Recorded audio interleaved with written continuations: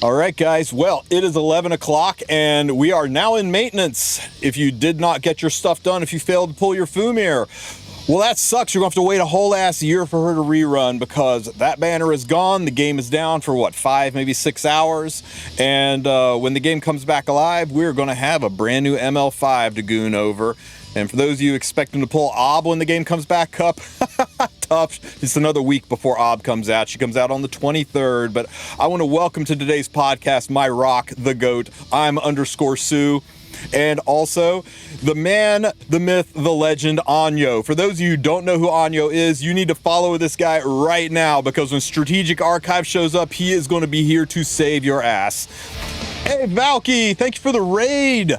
Welcome, welcome, Raiders. We are just getting started.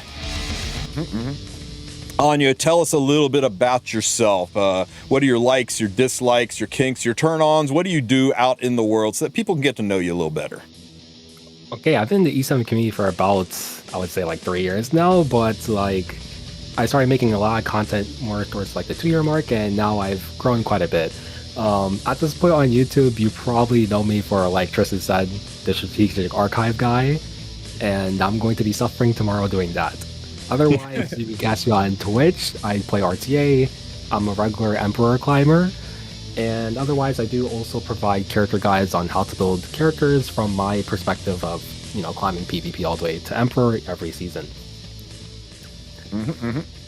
Yeah, Anyo's, I've been, I remember when Anyo was like a newer player, so it's kind of like crazy. He started, it's like started from the bottom, now he's like actually like consistently like at or above my level for like RTA, so it's kind of crazy. Yeah. I was a champ, hard stuck champ.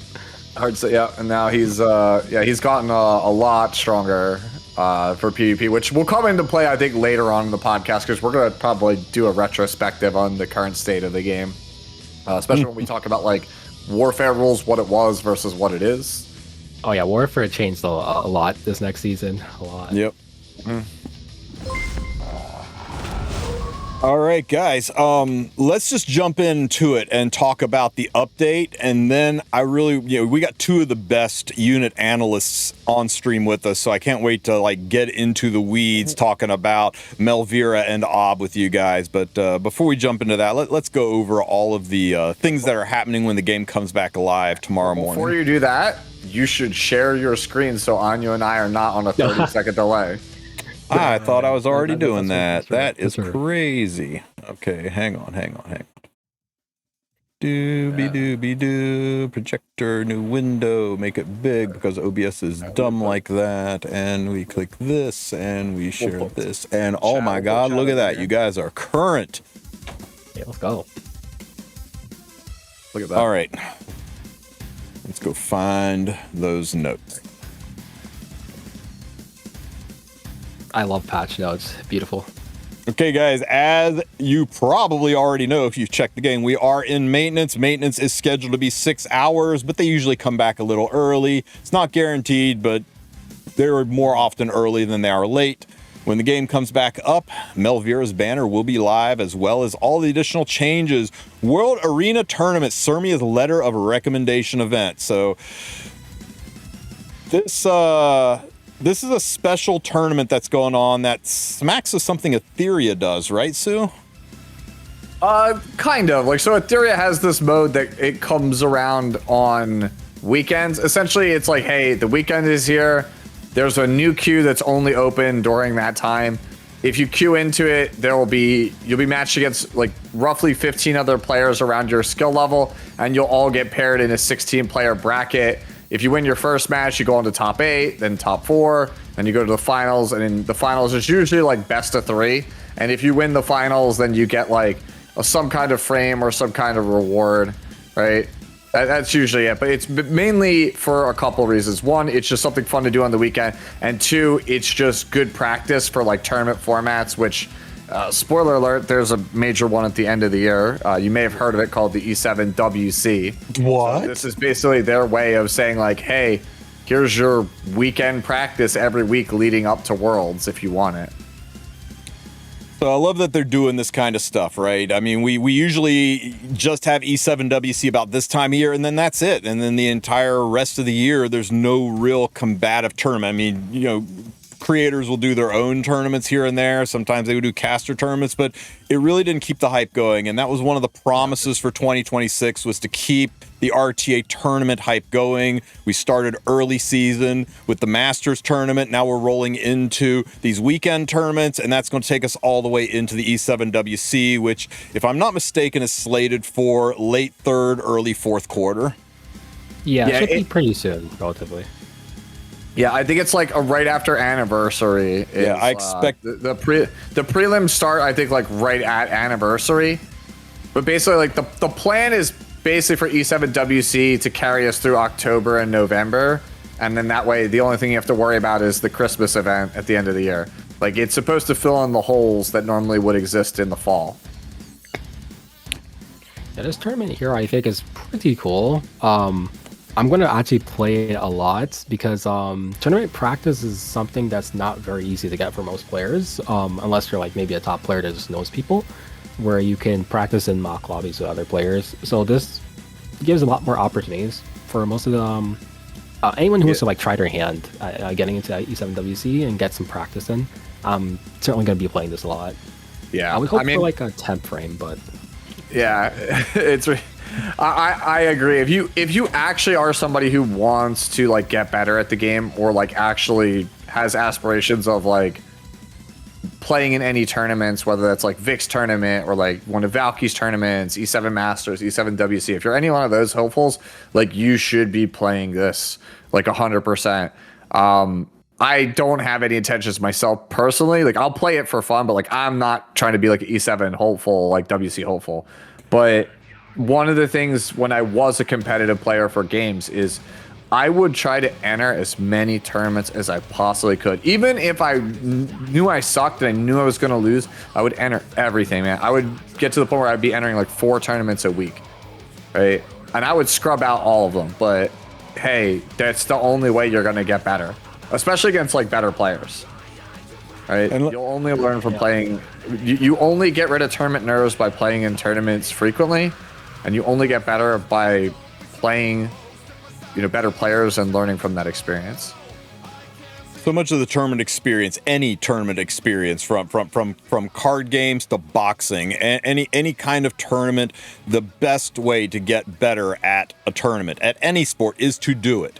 One of the biggest things that will slow you down in RTA is inexperience and tournament jitters. So the more you do this stuff, the more familiar it becomes, the more the butterflies get controllable, the more you're able to grab that adrenaline and focus it into something positive instead of having it screw you over and then you get frustrated. So this is a great place to do it, where you're not on camera, not on stream. You can enjoy it and check out the rewards. All you got to do is participate one time. Go in and hit yield, and you get this cool little emote with the speed icon on it that you can go and flame people with. You just got to win around, and you get one of these super awesome gem boxes that you know I love. But every time you participate, not win, not excel, not place top 10%. Participate, you get charms. That's a charm box, guys. I love that they are doing this. We've been asking for a PvP shop, for an RTA shop forever, and these are steps in that direction. These are steps with them saying, let's see if offering rewards that are tied to RTA pisses off the community or if they like it. Because that's the big fear about an RTA shop, is the pushback from people saying they feel forced to do RTA. So it's stuff like this is good. It shows that they are willing to reward us, to incentivize doing PvP, and that just pushes us closer and closer to shops, in my opinion. I mean, you only get 2 boxes per participation, and for you to feasibly farm this, you have to have like iron.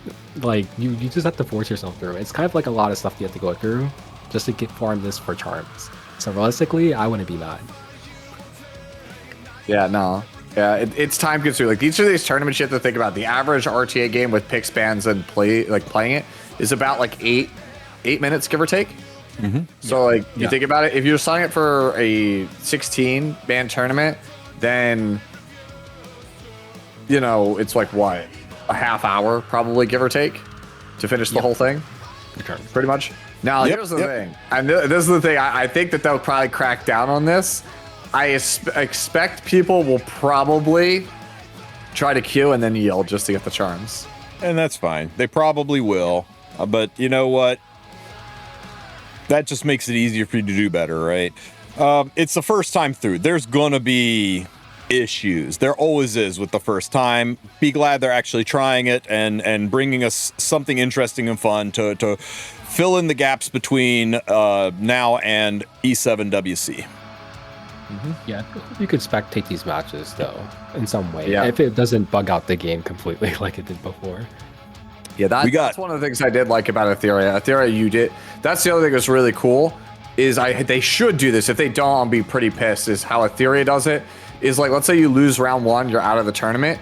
You don't have to leave the tournament yet. You could spectate all the rest of the game, so you could see, oh, I lost to this guy's draft.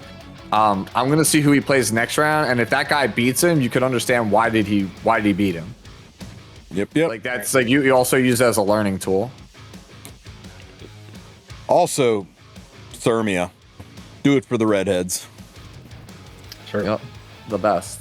So that looks like fun. Golden Scales of Abundance event. Guys, everyone likes abundance. Golden Scales, this sounds amazing. Who's not excited for the Golden Scales of Abundance event? Dude, this event is an opportunity to receive rewards using points earned from purchasing things from the shop. Okay, so what we got here? This looks familiar, right? The more you spend, the more you earn. Yeah? Yeah? Oh boy. Yeah, wow. Last RNL packs, $500 for 2 Cosmonium pieces. This one, $500 for 1 Cosmonium piece. Yep, this is very, very cool. Yep. Very Yep. cool. Before it was $250 to get to the 1 Cosmonium, $500 to get to 2. Now 510 points. And for those who are wondering how the points work out, you can check out this detail page. And I haven't looked up the prices of the smaller packs to figure out if there's like an easier way to get at it. But hey, the $100 packs are 100 points. So it's a pretty short leap to say $100 is 100 points and you need 510 points to get to that Cosmonium. So yeah. That's very expensive for the Cosmonium, which currently is not in game anywhere other than to purchase it, except for the one-time burst from Milestone or Radiance shop. If you are free to play, you avoid this like the plague. If you are pay to win, I mean, it has got a pile of Astrium. It's got a mana selection chest. It's got, slates and stuff. It's everything a whale could freaking want. So for those of you who whale, exclamation point HUAWEI and save a ton of money. But yeah, I'm not a fan that speed. I'm not a fan that Cosmonium is right now only a paid item. They need to give us, they need to not drip feed this so much. We have had 1 burst of Cosmonium since its release, and we have had 4 more that are paid, and that's not okay. I don't like it either. That was my fear when the system was announced, was that it would become a pay to win feature, and it slowly is. Yeah, I'm worried about that a lot lately, is that the game is becoming too pay to win. It already was, but like it wasn't. You could overcome it in a lot of aspects. Now it's starting to get pretty blatant in areas, but I'll hold my peace. What is this, Anya? I made this a long time ago, and every time you talk about packs, I make Yeah. Oh, nice. You're not wrong though. Right. It's pretty funny. Okay, so we've gone through the good, we've gone through the bad. Let's move on to Tidal Rift Elvira's Beneath the Waves, a special event. This is an exciting. It's the same thing as normal, guys. It's, why am I highlighted? It's just your daily login event where you get stuff. Oh boy, 3 leaves. But it's got the shop that's got the boxes, the rando boxes in it, and it's filled with charms and these gift boxes, which usually have things like Molagora and stuff like that in it. So I mean, the draw boxes were pretty freaking tight. Yeah, look at 6 Mola, rune chest, lots of charms, gold. I mean, of all of them, this was kind of the more fun daily login event. So I'm pretty happy to see it. Yeah, Dropbox is actually pretty good. They get some pretty nice. It adds up pretty quickly. It does. It does indeed. Radiant light illuminating the abyss. Special packs, guys. We got more packs. More packs. Oh my god! It's just the daily ones, right? Every new unit gets the special bonus packs. We all see these. This is nothing new. It's just a reshuffling to center around the new unit. The premium Mystic packs are honestly lifetime packs. Yeah, I mean, if you are starving for Mystics to pull the ML5, these are usually better than Mystic packs. They bring back the 200 leaf pack though, because that's literally the best pack in the shop. That 200 leaf pack was pretty sexy. All right, we have tortured Sue enough with packs. Let's move on to the actual update. All right. The good stuff. All right, guys, I misread this before. I was like July 3rd, but it's July the 3rd week. So this is actually correct, not incorrect. It was just a weird way to English it. Let's just check the summary. You want to go check the summary? Okay, yeah, let's all ooh and ah the summary. Through your downfall, I shall prove my worth. I love this character's design, personally. What Through your downfall, I shall prove. How did Jadewind Scorpion hurt Smilegate? I mean, they nerfed the hell out of my boy Jadewind Scorpion, then they removed him so you can't even find him, you can't even get him on your account anymore, and now they have Elvira beating the crap out of him. Hey bro, she needs to set an example. Jadewind Scorpion is too good for this world. This is what you do to turn 2 players. That's turn 2 right here. Delete it. You're not wrong. That's how it's starting to feel. Abandon me. I hope I get this character. Like, I really do. I hope I'll get this character, but I'll do it reluctantly. This character in the story is kind of... Yeah, I was a particular one. If you watch this story, you will find out that Sue was correct all along. Fumir's finger in Ob's mouth was entirely necessary. Yep. I didn't read the story yet. I'll get to it. I read some more mini games, guys. You know what's great about this week's mini game? Sermia! Let's go! Yep. I saw Setsuka and Sermia, and I was like, oh. I thought I was already happy with Bellion. Then they were just like Setsuka and Sermia. Yeah, Setsuka's one's actually gonna be very good. I'm gonna be using that one. Yeah, I'll probably use the Sermia one. Oh hell yeah! Yeah, I'm waiting for Setsuka and Elvira's background. Those are the two I'm gonna use. So this is the World of Reinterment. Notice the word beta. So don't freak out if people are gaming the system or it doesn't work right or it crashes or the rewards distribute it weird. Just relax, send feedback, let Smilegate know so they can improve it for next time. But I'm excited that they're doing this. It starts this Saturday. This weekend is the first one, rolling through August. Yep. Why does it looks like the PlayStation trophy. Like you got a platinum trophy. There's a Primo gem on top. Yeah, there's Primo gems on top. It's true.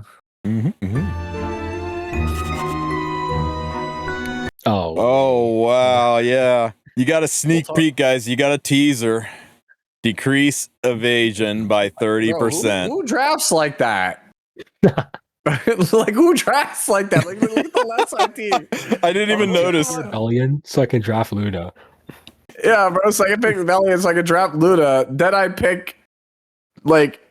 I guess DN makes sense. Like Arby though, like come on, there's better cleave DPS for that.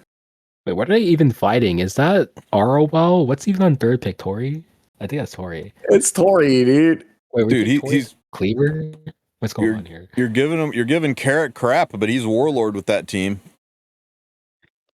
Oh yeah, you're right. Whatever. Dude. This is Warlord gameplay. Oh my god. So I will have a guide for those of you who've never played Ancient Inheritance. It'll go up Friday morning. Season 17, based on the graphic and what I've read, it's the exact same thing as it's been the past 12 seasons. So for those of you that this is your first or second time in Ancient Inheritance, you guys are going to have a blast. For everyone else, yeah, this again. The rewards are sick. Resident Sleeper, bro. I am checked out on AI. I used to like also do everything with Tristen when this thing came out. Now I'm just like, nah, Tristan's got it. This is for the birds, bro. Like we over this. I had a very long Zoom meeting with Smilegate, and this is one of the things that I hammered on, is like they have a plug-and-play system ready to go. They have the older Egyptian-themed system, and all they need to do is alternate them, so at least it feels different, and maybe throw a third version in there. They've got the data from the April Fool's event with the Mort and the Ice World, and they could do that. They could very easily make this so that it is just a little bit different, so it feels new, and it doesn't feel stale, because right now, after 12 seasons of the same thing, it's stale. We all know what comps we use. We all know what teams we're on. We just go in and push buttons. It's not engaging or exciting anymore. But if you are new and you've never done this before, don't let other people gloom and doom you. You are going to have so much fun your first time through this, and even your second or third time through this, and then you can join the rest of us and say, my God, this is stale. I wish they would change it. Oh, yeah. Yep. Don't worry, I'll just look up YouTube/Tristen Wulf Ancient Inheritance. Yeah. So we talked about this, the letter of recommendations. The dates are a little bit weird on there, but it's going to start this coming weekend on the 16th.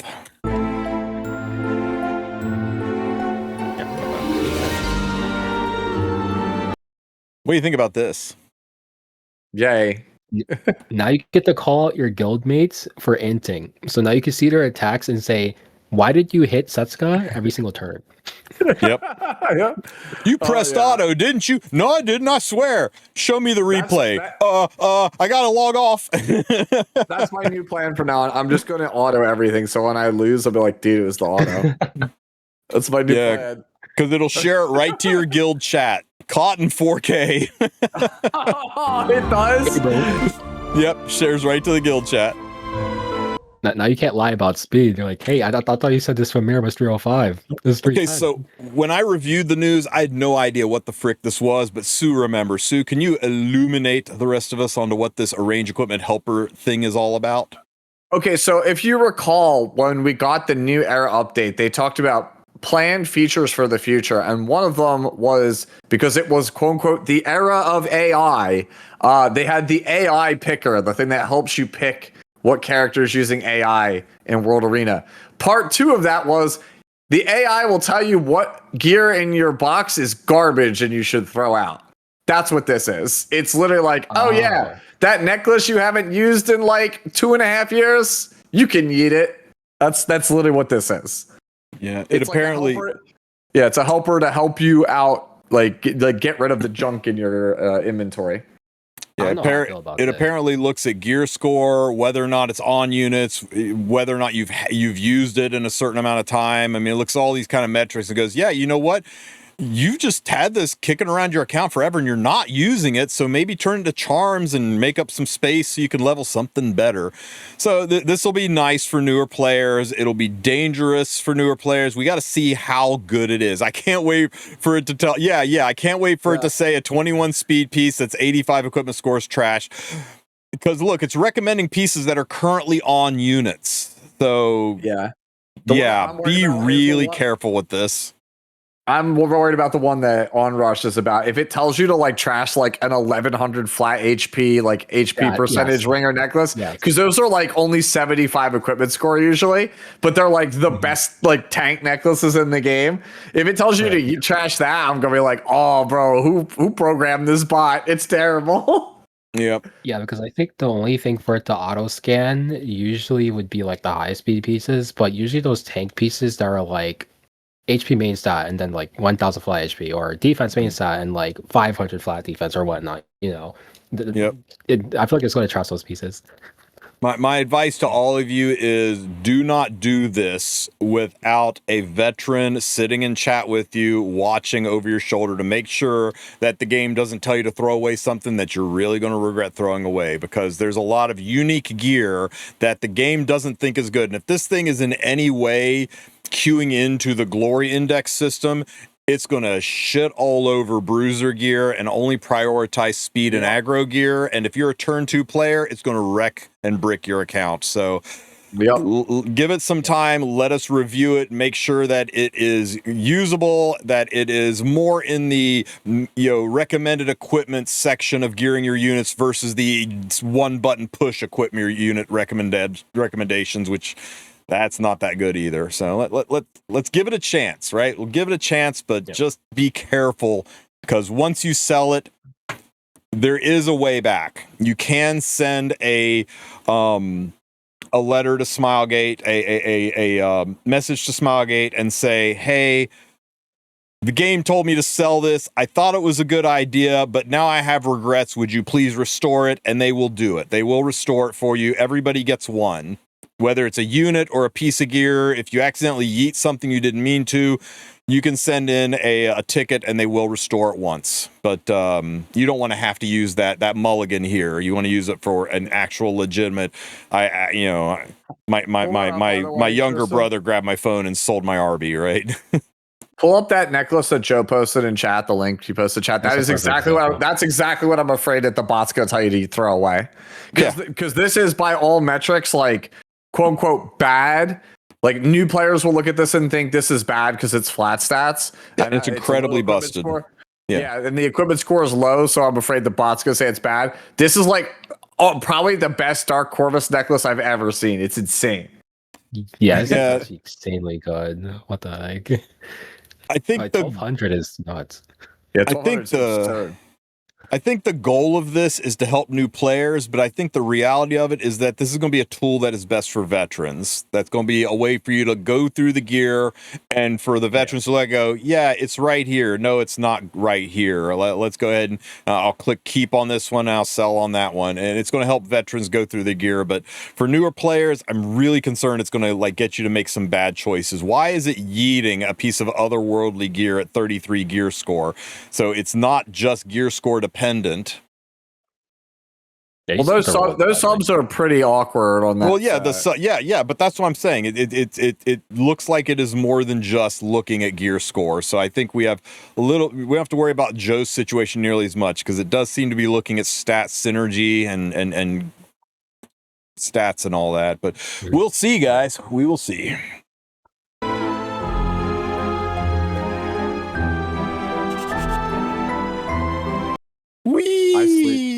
I sleep, bro. We'll talk about Astrium a little bit later. No, please no.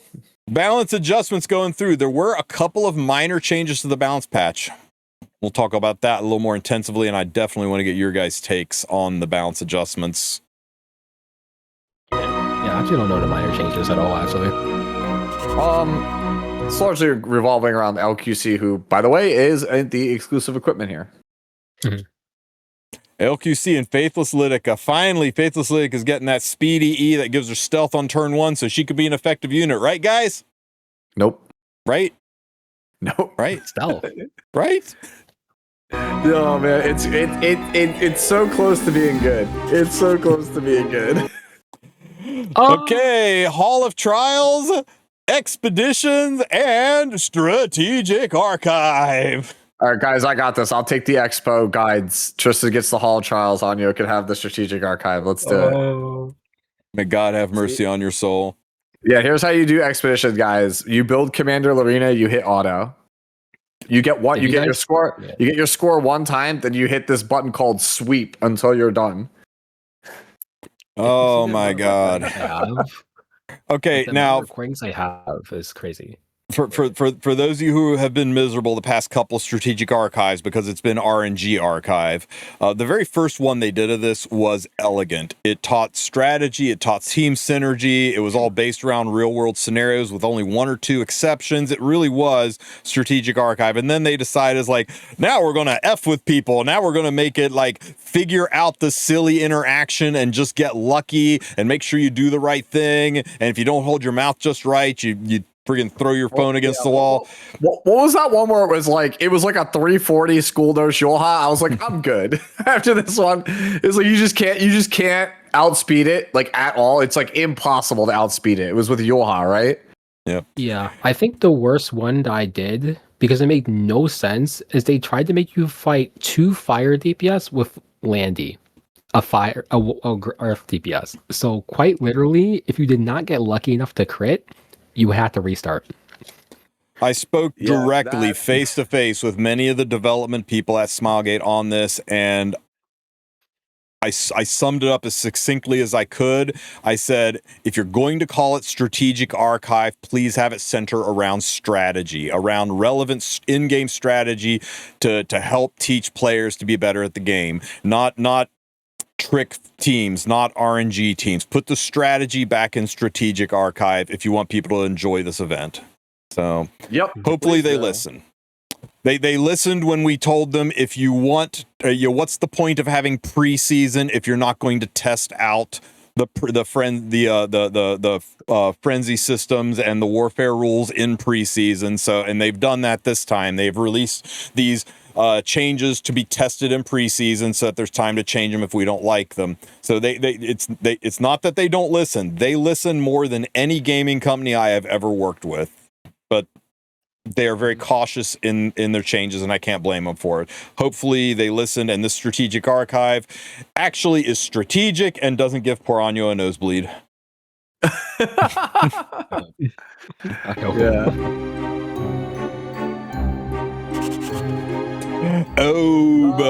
No.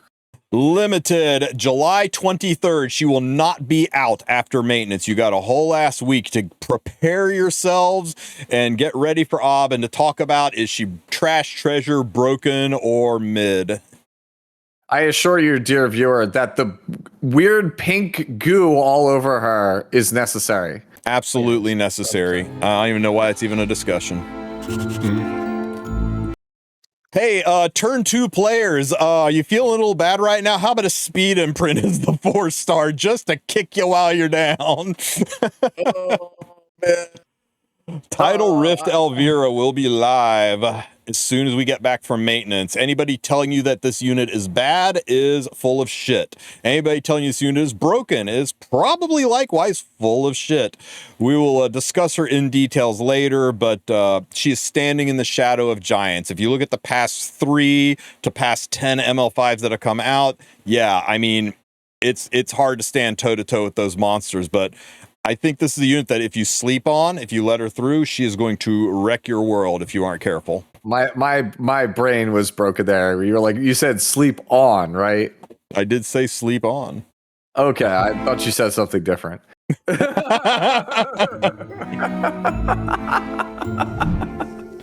Secret Summer, let's go. Okay. Did you say secret or secret? Secret. You're hearing things, Sue. It's Yeah, crazy. New ML5 hero, Title Rift Elvira. She will go live. She is not limited. There is no such thing as a limited ML5. She's a standard Mystic rotation banner.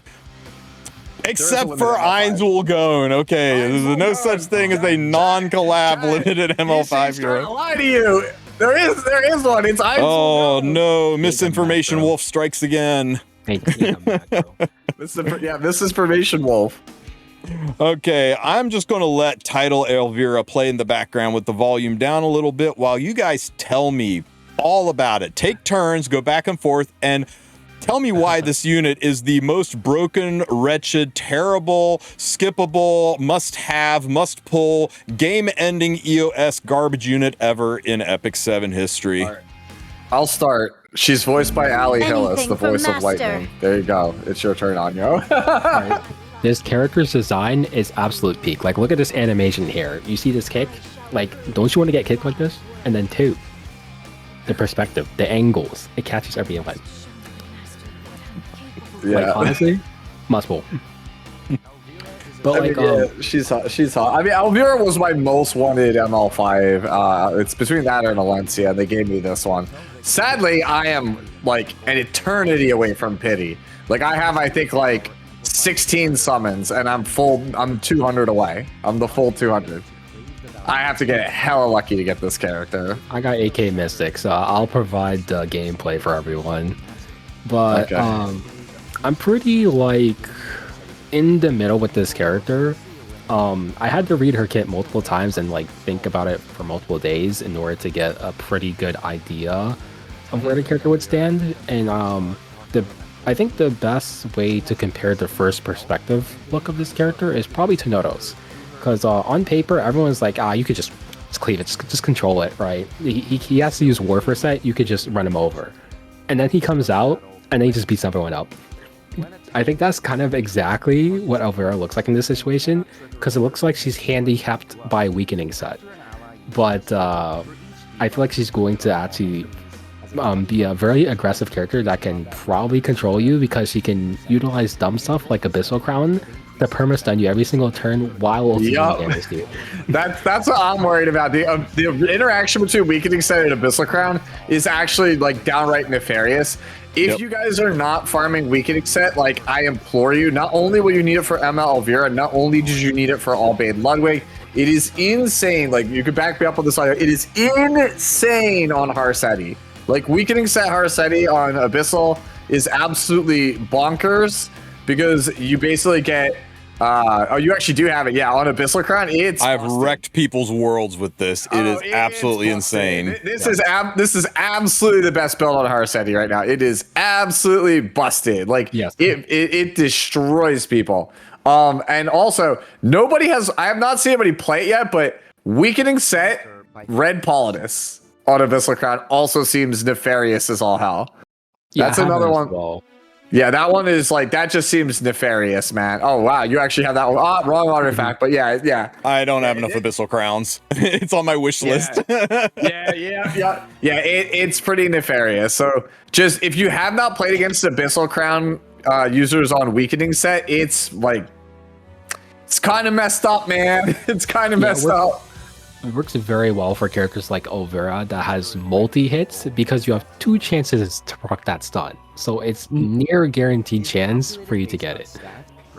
Yeah, this is why I was saying in my video that I think she's like a control win condition, because in the past, the only way that like the traditional control win con, like very early on, like season 1 was like Red Tenebria, and then as we got the Golden Boy meta, 8th Highland was basically like kind of your control win con, and we haven't really had a control win condition for several years at this point. And then we just got one recently with Albade Ludwig, and this is like another one. So like, if you want to play like an all-rounder style, like aggro specifically, like, right, you're playing essentially, you have the speed to contest or like out tempo the opponent, but you also have the ability to kind of lock them down. Like, she's very much a mid-range character. Yep. Yeah, I agree with that, because I was trying to run stats in my head with this character, because you know, when we get a character's kit enter stats, you try to rebuild the character, see what you can do, and no matter how hard I tried, I could not match their HP stat. So I was wondering how much attack they were running for them to have 18k HP, and I could not get the stats I wanted. So Beautiful. It's either you have to run this character really aggro, or you just can't play them turn 2. One of the two. Like, or maybe protect them behind boss or Oko. One of those two.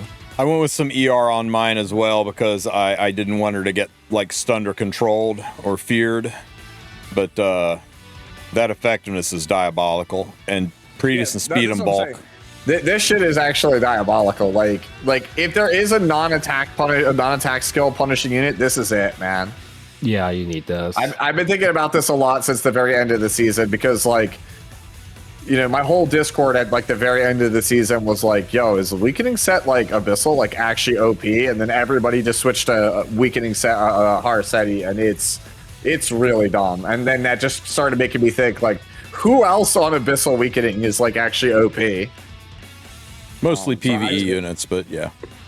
They're gonna do something about it. They're gonna release a unit that says, hey, stuns. Well, it should be DKS, right? But you know, that unit's kind of fake. Here's the thing too about Albade Ludwig is good on weakening set, but he doesn't require it. In fact, I think a lot of people are going to be moving gear off of their Ludwig and onto ML Vera to make her work better, because Ludwig can work on speed set. The control from his debuffs is really nice and will definitely change the outcome of certain fights, but really it's just his big blow up, his big bomb attack, especially if you're running him in cleaver aggro. That's most important. Only turn 2 really cares about the control that much. So you can get away with it. Elvira, you can't. Her entire kit centers around her control, and if she doesn't stick those debuffs, she's not a real unit. So you kind of gotta have it on her, and you can't skip on it because Elvira takes a lot of stats. You gotta have her fast. She doesn't ignore ER, so you're gonna have the effectiveness, and she does give herself a bit of effectiveness, but you still are going to want to stack that, and 15% is a harsh mistress. I once again will quote the great philosopher Socrates. RNG is a bitch. Stocrates. Yeah. Once this unit takes a turn, and that's a great freaking pose on that sprite, by the way. This character is like a does everything when you think about you good speed, good damage dealing capabilities, good debuff capabilities, good controlling capabilities, decent bulk, built-in crit resistance makes her hard to kill. I don't know why everybody was upset about this character. I don't think this character is OP. I just think this character is just absurdly well-rounded. I think this character just does she's not RNL. RNL feels like design mistake. This just feels like it's gonna be a heavily contested all-rounder, just a heavily played character. Go ahead. Also during HUAWEI's combat demo, because in Elvira's own combat demo, it's not very clear how her passive works. Pretty much, it has no cooldown, so she can keep getting pushed every single turn. And very similar skill, to be specific. Yup. Aggro wasn't super popular last season. It was basically the season of Cleave with Casino thrown in as a turn 2 variant, right? You were playing Evasion, you were playing Nodos, you were hiding behind Bossarunka, or you were just cleaving things.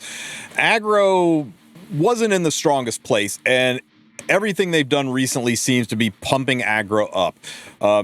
Elvira clearly is designed to work with an aggro team. She is somebody where you want to control the tempo of the fight. You want to be able to keep moving your units up, keep pushing them back, and keep things rolling. And with Ob is a quintessential aggro unit. I mean, hell, she locks your entire team down and controls it. She is going to be so good with Elvira. She might even be best friends on the level that Fire Flan is best friends with Harsetti, or Zio is best friends with Ludwig. They might just have such great synergy that you can't really run one without the other, or if you run them both together, your enemy is basically boned.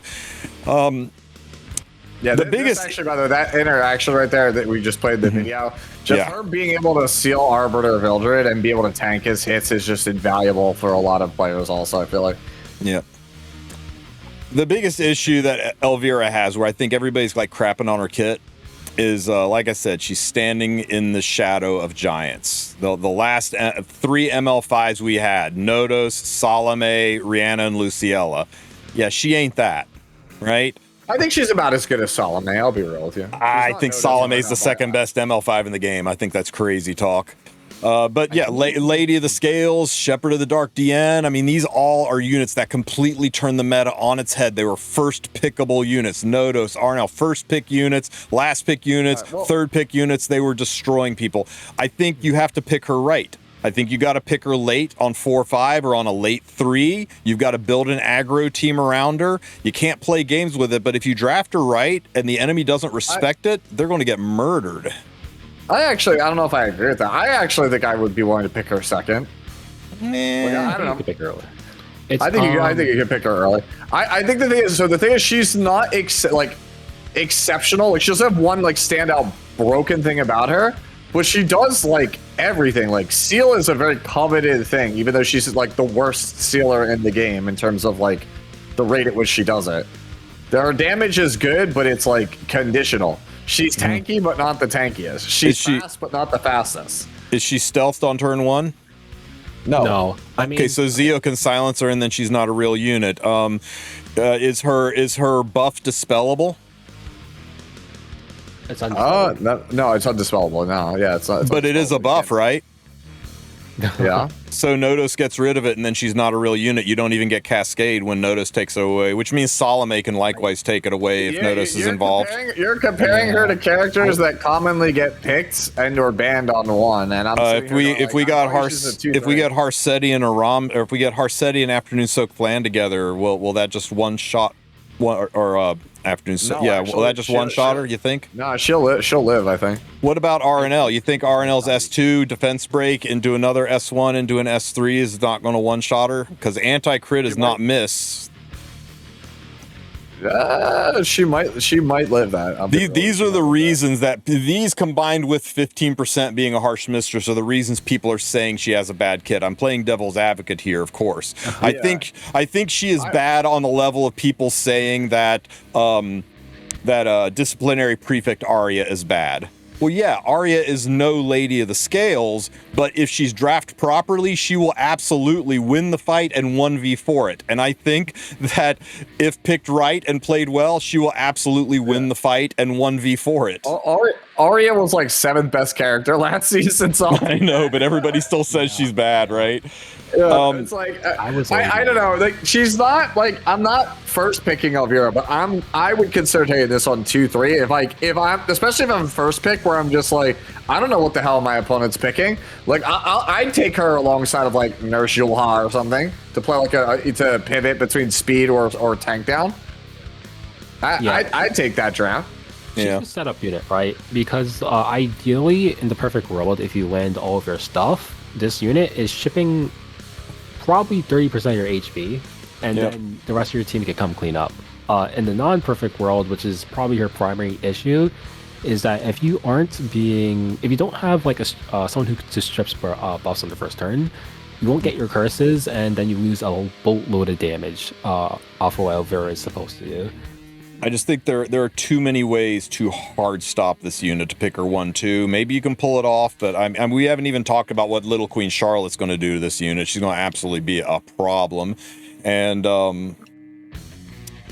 Teu pushbacks, hell, even the newly buffed Lidica can reset her S3 and then she doesn't do anything.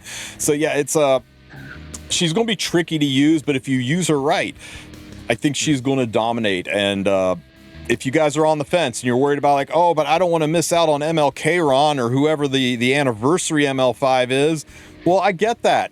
Then wait. You don't have to pull day one. Her banner's 3 weeks long. She's going to come out and everybody's going to say she's garbage and she's trash because everybody's going to be picking her day one, which means everybody that doesn't get to pick her is going to be picking all of the things that counter her specifically and not real defenses. You're going to have to get to wait day 3 or 4 to actually get some legitimate testing. And then by day 7, Ob's going to come out and is going to change it all over again. It may not be until 2 to 3 weeks into her banner that you're really going to know how good this unit is. So wait. Don't go nuts. Don't be like us. We've got no impulse control and zero chill. We will pull her day one. But if you're playing it smart and you're free to play, you should give it time and see how she tests out. Let other people try it before you buy it. I hope I get this character. Like I said, I really, really like Elvira. Yeah, I like her design a lot. So she is a mage. Yeah, she is a mage. Mm-hmm. Yep. No, you kind of nailed it on the head. You definitely like if you're like not like who's like an emperor or like legend hopeful, then I would probably sit on the back burner, especially with the anniversary next month. I almost assure you that the character after this is Kairon. Like I would say it's a greater than 50% chance the character after her is Kairon. So we all know how popular Kairon is. We already know how many Kairon fans there are out there. You know. You want that, get that. Yep. Right. Yeah. Kairon is probably going to come out August 27th. Which is the anniversary. The anniversary is the 28th. Anniversary is the 30th. 30th, yeah, okay. I mean, actual anniversary the 30th, but they do anniversary the entire month. Probably this update that's happening right here is going to be all about the new episodes rolling, the new episodes that tie into the new ML. That's why everybody thinks it's Kairon. But we'll see. Also, there will be a balance patch announced that week too, so we get to see what else is getting changed. It's also my birthday. Happy birthday, Sue. My birthday is the day after Sue's. Yeah. Oh my God. You're the actual 30th, aren't you? Are you the 30th? Yes. So you're the 29th. I'm the 30th. 30th, yeah. Right after. Yeah. That's why we have synergy. Yeah. My birthday is Bunch of- August 29th. Yeah. Bunch of virgins here with us, right? That's Virgo, right? Yeah, Virgo. Yeah. I still remember that conversation as a kid, bro. Like, me and my little sister were looking through it. My sister's an Aries. She's like, "That's a Ram," and I was like, "Apparently, I'm a Virgo. I don't know what the fuck this word is." Yeah, little did I know, my parents had a fucking field day with that conversation. I only learned later as like a teenager. I was like, "Oh fuck." I got wrecked. Yeah, my crystal ball's in the shop, but I'm going to do my best to augur what's going to be happening here soon, guys. So right here is where we are today. We are in maintenance, and tomorrow Melvira drops and the balance patch goes live. All those balance patch changes, they're going to happen on the 23rd right here. That is when Ob is going to release. She's going to probably be a 3-week banner, which will take us here. This maintenance that's happening on the 5th of August. I will be on vacation, by the way. Podcast will move over to Sue's channel for that week. Chances are, after this maintenance, we're going to see the summer rerun. So I'm expecting the rerun, probably a summer rerun or a custom group summon rerun of the past summer banners.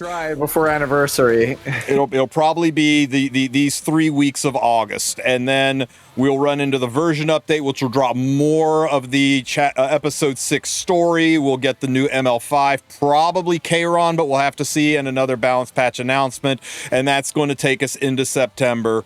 And probably right around here is when we're going to start seeing RTA fully start to really take off, going into the RTA season. And then we're going to get up here about when RTA season ends in late October is probably about when the Moonlight Headhunt season is going to start. That's usually sometime between late October and early December is when Headhunt goes live. So there's your you've been wearing this. There is your roadmap for the future based on my theories. I just put Smoggy has the opportunity to do the best thing ever. If Kayron is the anniversary, ML5, and the balance patch is also the same patch, they could just make all 3 Kayrons meta. Like that would be great. Kayron meta. If they imagine if they just buffed all 3 Kayrons and all 3 Kayrons are like the best characters in the game. We're just in Kayron meta.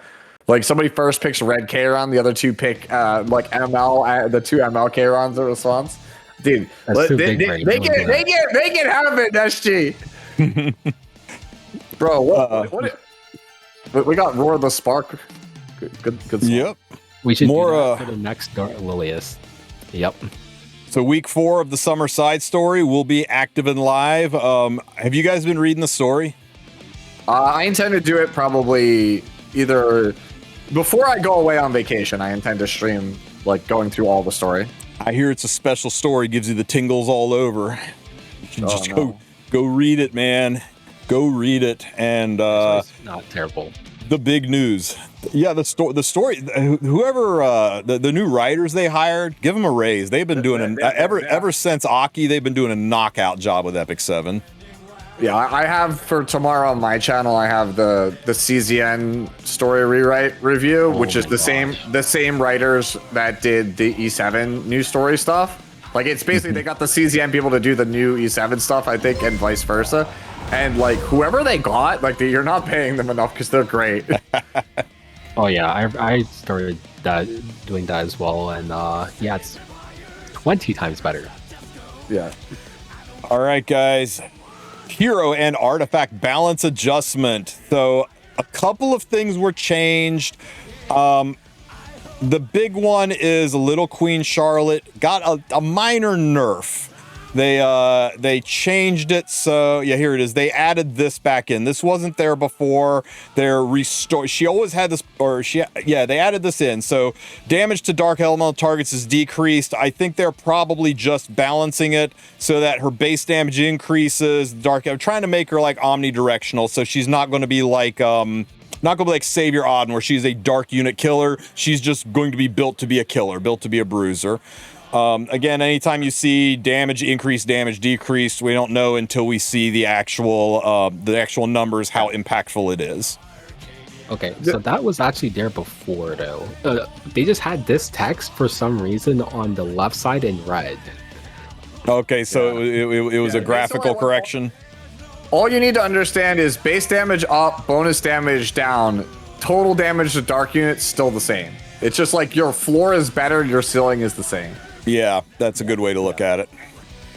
There was also some note about Aki as well, but I don't know. I didn't see. I think that one was just a graphical change. I think this was on the wrong side and they had to move it back to the right side, but it was this. I think base damage dealt decrease was over here and they moved it over here, but I don't know. I think that was just a graphical change.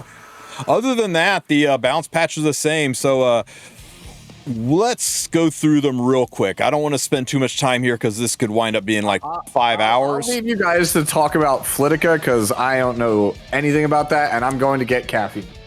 Okay, Faithless Litica.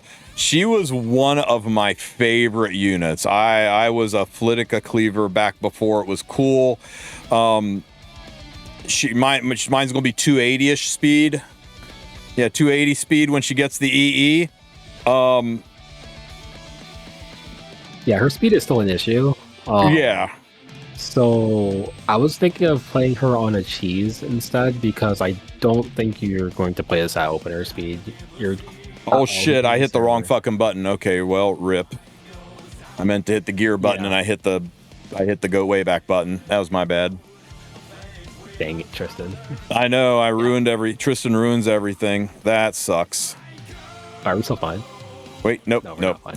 We're not fine. We're so not fine. But yeah, to continue. Yeah, her speed is always an issue, and it's still an issue. The 10 speed helps, but you're still going to get raced, and she doesn't get her first turn protection. So if you wanted to play something like a Legged Candlestick for Death Break, you can't. Yep. So I'm going to play her on Proc Set and Muni on Guiding Light to buff stack. It's so sad that she's still going to need a Guiding Light. I think if we could have run her on Renewed Will, she would be a really, really good initiator, really good aggro unit. But yeah, we'll see. I mean, I can build a 314 speed Litica. So after the speed EE 324 speed, I could do some shit with her, right? But I'm not sure I'm willing to dedicate that level of gear to this unit. We'll have to see. Well, I still think she has a spot, like maybe not like as a dedicated clearer, but like as a last pick. Because like the thing is, like these buffs do make her like a significantly better unit than what she was. She's not like a throw pick. And the thing is, like I don't know how many of you guys have actually ever played against Faithless Litica. Like whenever I think of Faithless Litica, the first thing that pops in my head is like, you know, 6 years ago, 6.5 years ago, when like Deity was like one of the biggest cleavers terrorizing ladder. Like I have like nightmares like thinking about the heyday of Faithless Litica cleave. Like Faithless Litica cleave, like if you are a turn 2 player, Hysteria is like is like the worst move in the game's like history to get hit by, bro. Like just having your best character just be useless and then they get skill nullifier is miserable. And then by the time you have your cooldowns back, she's like, by the way, Hysteria again. Haha. Yeah, so I expect that she'll be like a good last pick against like low tempo drafts. You could just lock them out of the game. Yeah, I don't think she's inherently a bad unit, especially when your skill 3 fully resets your cooldown and it has 10 souls ignore ER. Yep. So it's 10 souls, and that's extremely good. Fully increases skill cooldowns, guys. Fully increases skill cooldowns. You know who she absolutely shits on? Ob, Elvira, all the new stuff. Yeah. Yeah. Nice Nodos you got there. Would be a shame if he did nothing the entire game. I think you guys are underselling her. I think she is going to be very pickable and very usable. She's not going to be a cleave unit. She's going to be an aggro unit. And like I said, they're doing a lot to promote aggro lately. And if you're not seriously racing, if your opponent has decided to tank down, you are going to wreck their world with this unit. Yeah, I would probably play her over Witch. That's just me. Why not both? Play her with Witch. Yep, we'll do both. Block Okay. your opponent, give them laceration, run them over. The savior of turn 2, the unit that's going to make turn 2 not feel like total ass. The queen of the swamp, Sue. Tell me how little Queen Charlotte is saving Epic 7. Good talk, Sue. Okay. With is fine. Yeah, so this character, like, so they gave Judgment and the Will of Lemaire the successful attack always results in a critical hit, which is super needed as a way to, like, actually destroy RNL, assuming they don't blow you up first. Or like Setsuka, like in the turn 2 versus turn 2 mirror. So that's always good. Right? Actually, I should say, I got ahead of myself. The Soulburn, ignore hit chance is what does that.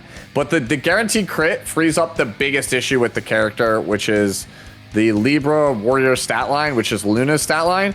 It's a balance type stat line, so it has like 1100 attack and like 104 speed and like 6k HP and like 600 defense. Like, it's like a fine stat line, but it doesn't have anything special about it. So if you want to build her like full glass cannon damage, you can't ever get super high attack.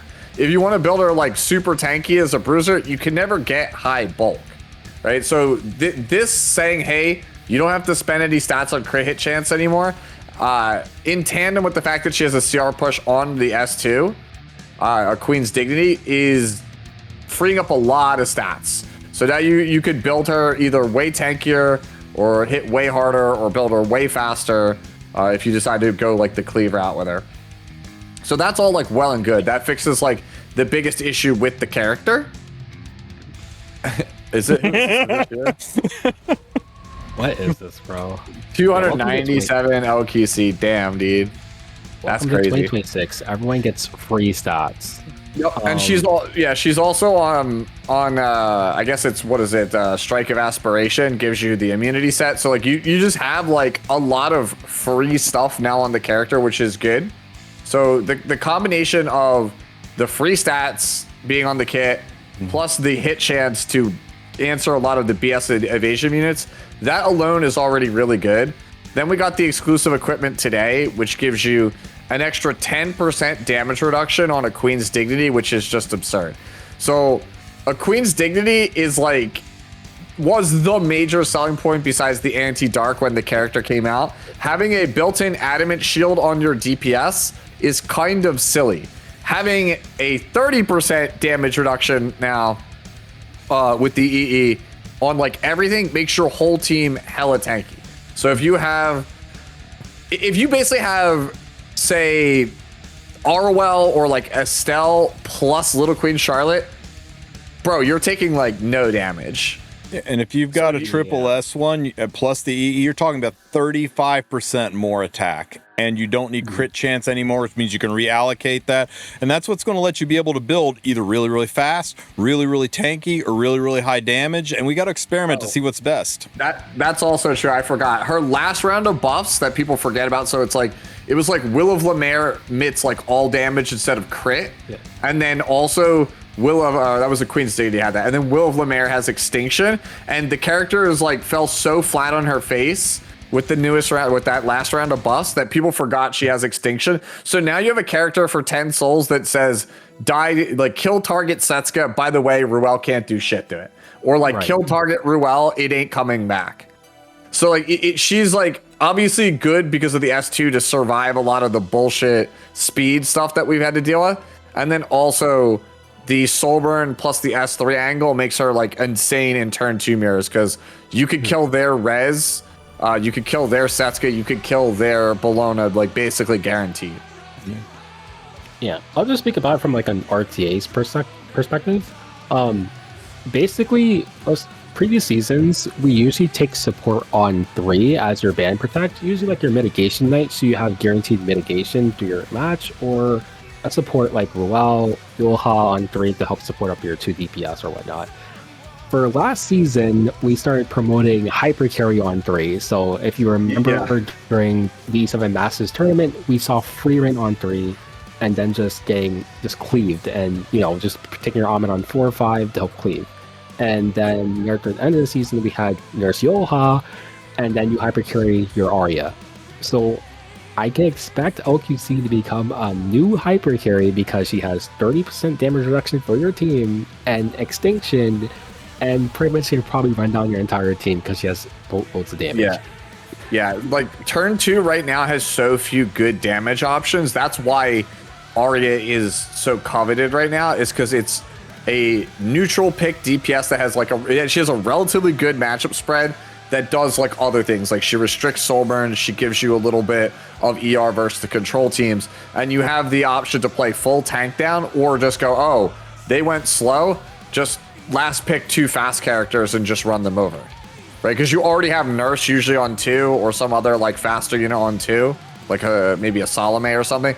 So you have the option to flex into both styles. And like it's like Anya said, you used to go like, oh, I put Ruel or like Nurse or whatever, Boss or Estelle or something like that on 3. But because your literal damage options for turn 2, if you don't want to speed up in the last format, are Arya, Bellion, Bologna, Setsuka Tori, basically. Like that's kind of it. Yeah, that's it. Yeah, you just don't have much. Like, and so it's like, oh, and a fair number of those you see are reactive. Like you don't have proactive damage dealers. We don't have those anymore. It's literally like Arya and Tori. So this is like another one you can actually pick that's like somewhat proactive that actually also helps you survive in like when you're getting run down.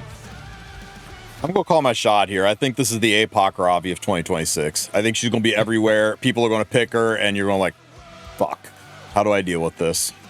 I think she's gonna be nutty. This character's always been terrifying. Even in metas where she was good, this character's always been terrifying. I'll just use evasion. Oh, she deals with that. Oh, well, I'll just pick Freerin. She blows up Freerin and other damage limit units. I mean, there's not a lot of ways to deal with her, especially if you go with a super tanky build. You know, I mean, Now that I'm after this is gonna, she's triple S now. This is gonna be about 4,200 plus the about 40, maybe 4,300 attack after the exclusive equipment and this shifting to 21% attack. It's gonna be freaking crazy, guys. Yeah, they have like pretty massively buffed the Will of Lemaire at this point. Could you pull it back up? Because like I need people to like understand like how much this shit does. Like look. So look, okay, so it has built-in lifesteal. It inflicts extinction, right? It always crits. It deals damage equal to its attack to all enemies except the target. It penetrates defense. It basically doubles the damage if it's on versus a dark unit, and then now it has 100% hit chance.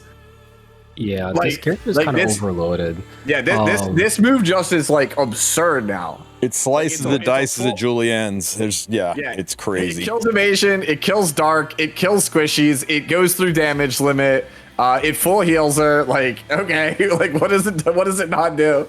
Also, her S1, the other thing that's also really good is if your opponent doesn't play strippers, like buff strips, go read Judgment.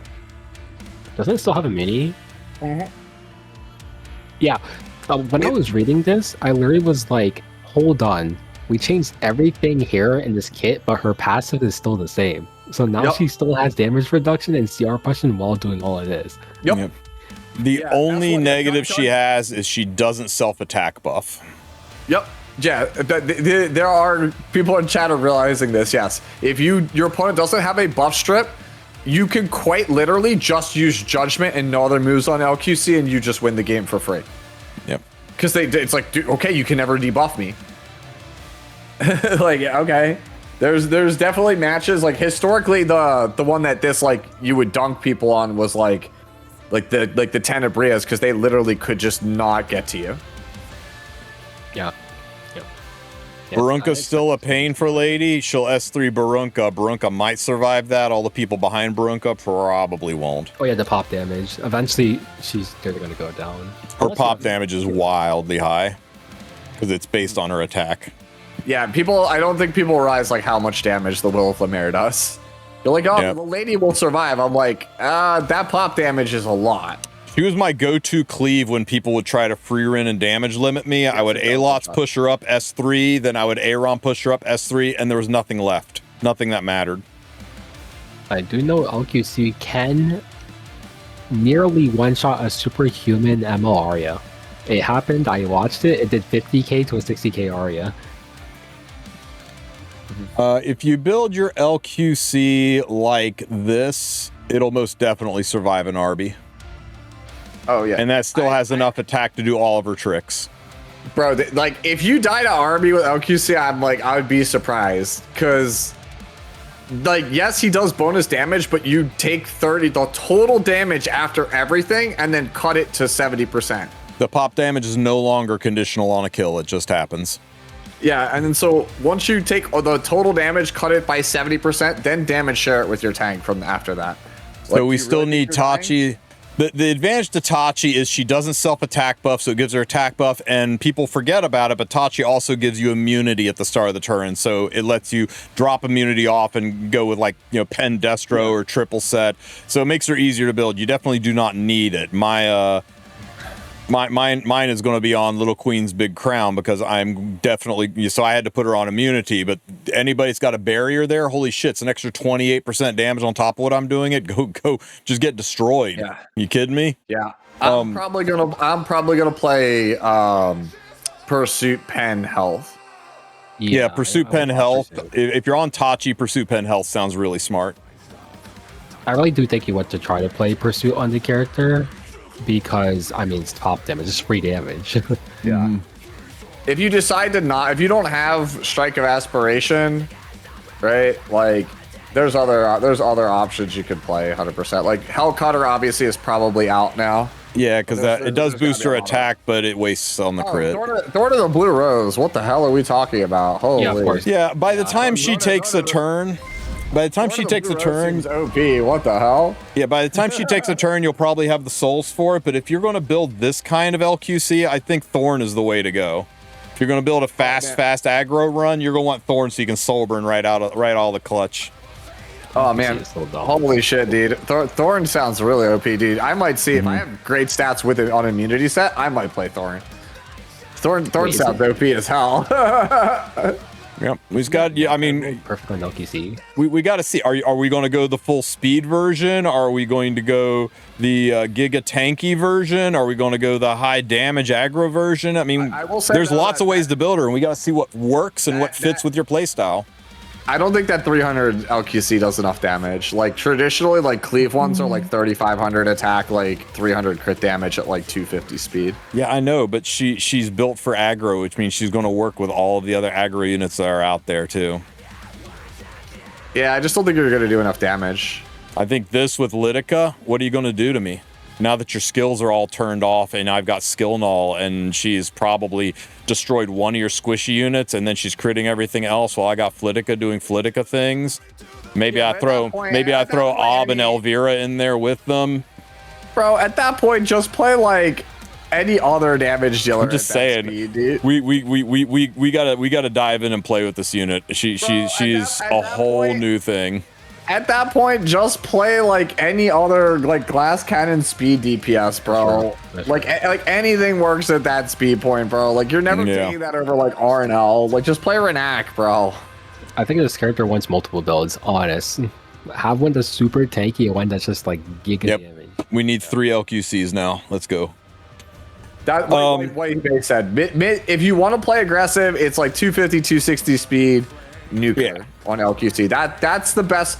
That's Probably the best right. one. After that one, like that's the best turn 1-1. The best turn 2-1 is like 170, 180 speed, all stats from there. She's big Queen Charlotte now, baby.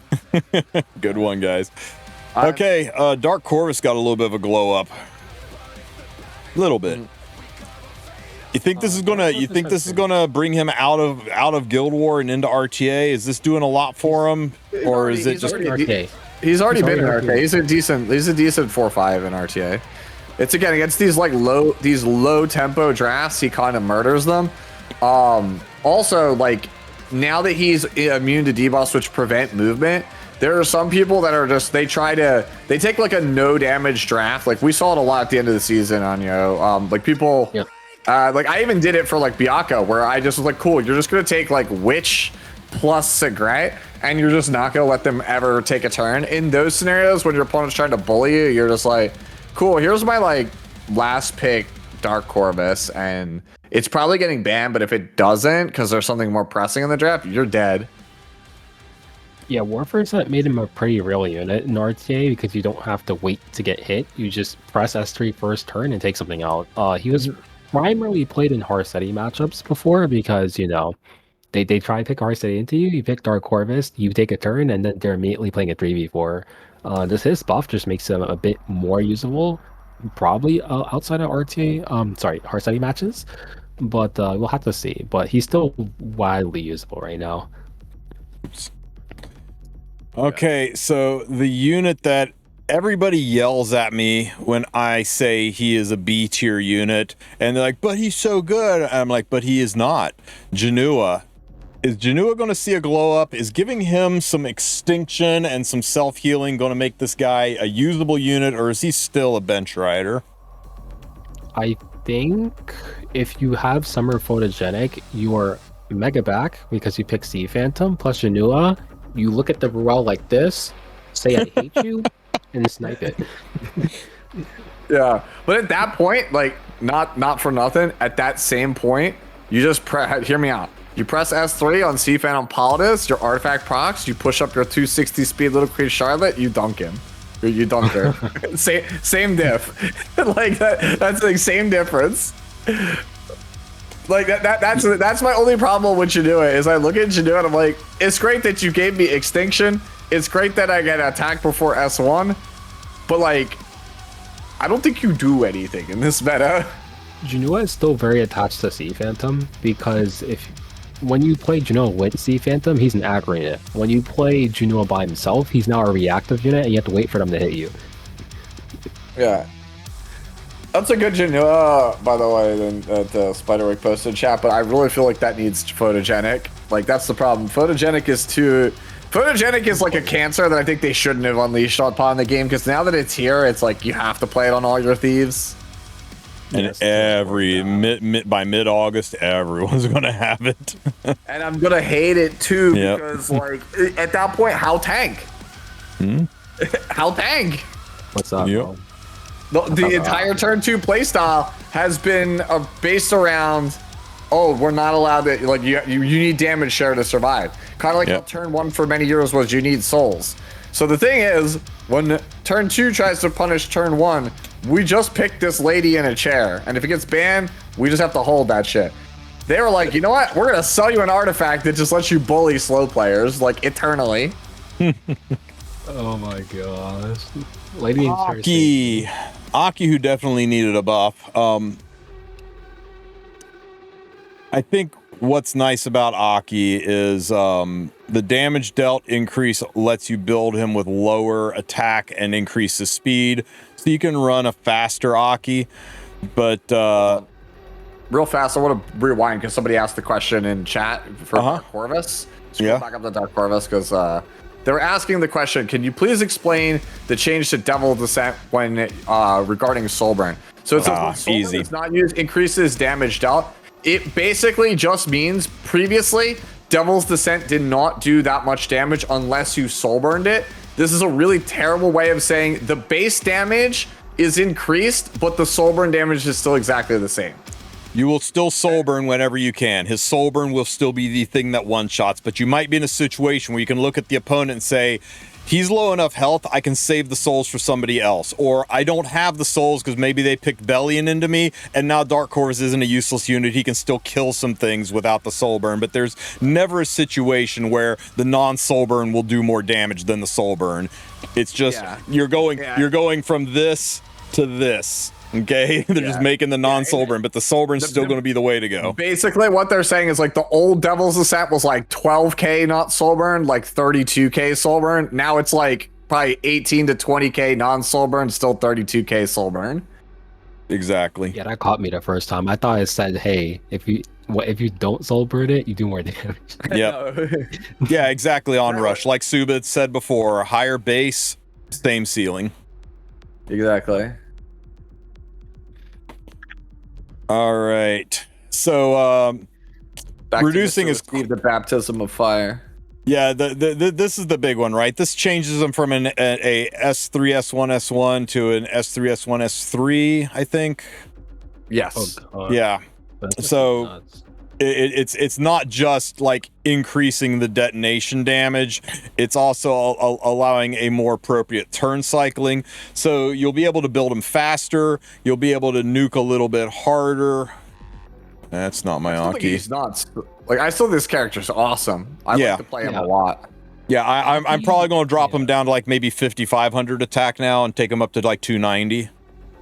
Yeah, he's 280, 290. His character is one of my favorite characters to play when I'm like the aggressor in a matchup. Yeah.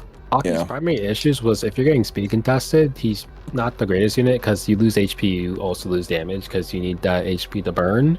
Now with his added damage and better turn rotation, he is kind of a major turn 2 bully because I'm pretty sure just with the increased detonation damage, he's probably going to one-shot boss. Because before you would miskill on boss, I'm pretty sure with the increased detonation damage, you are probably just one-shotting it. And then you can just keep running over his entire team. Yep. How many of you guys hate it when they pick Freerin and Bellion together and you're like, well, what do I do against Freerin now? That's what you do. Absolutely murder stomps people who try to pull that shit on you. I've done that to a lot of people. They only pick like one fast unit, and I'm like, cool, here's 5th pick Aki. I just hard commit to ban your only fast unit. If you don't ban the Aki, you're dead. Yep. Right. Blooming Litica is getting school cooldowns and damage dealt increase, and I'm just gonna say it right now. Nobody's playing this unit. She's got one job right now, and that's you play her with Harsetti, so that when Harsetti S3s, it activates this and pushes the enemy team back, and then the whole rest of your team gets to go. And in doing that, you're playing her with Harsetti, which completely nerfs her damage because her damage is dependent on her penetration, is dependent on being faster, and you can't be. So yeah, you don't get the extra damage. You're taking the utility of letting your entire team go first over the damage. If they change this to not be speed dependent, if they change this to actually be like I don't know, like the way Ice says damage is, where it's based on attack or some other function, I think she would be Harsetti's best friend and would be very, very good. Right now, feels kind of bad. People are saying she's a bridge, but the thing is, like, there's other like characters like Flan that are just like better bridges. True. Yeah, Blit is just not very good anymore because her primary use case is as a Zeo bridge, and you will pick literally every other bridge in the game. Like she basically is by default, like at best she's the third because she's not better than Diane, she's not better than Tayu. She's about the only bridge Harsetti users have to initiate a Harsetti team. Yeah, you should go down the list. Whatever, dude. You know what initiates off a Harsetti team? Abyssal. You can't CR on Harsetti's turn. You cannot CR push on Harsetti's turn. You most certainly can CR push back on Harsetti's turn, and that's why she works with Harsetti. She pushes the enemy team back. You cannot push up on Harsetti's turn. That's why she is the only initiator that allows you to turn that 50-50 who gets to go first and guarantee that you get to go first, as long as you don't get 50% of course. Summer Break Charlotte's also a better option. Like that's the same thing. That's the problem with this is like cool, I guess. Like we decrease the cooldown on the skill that you only need to proc once to win the game. So sure, cool. And then what else did we get? Scroll down, Tristen. Like was it damage increase on S3? I don't remember. Like I just remember like this doesn't do anything. Like nothing here does anything. Yeah, it's just damage increase.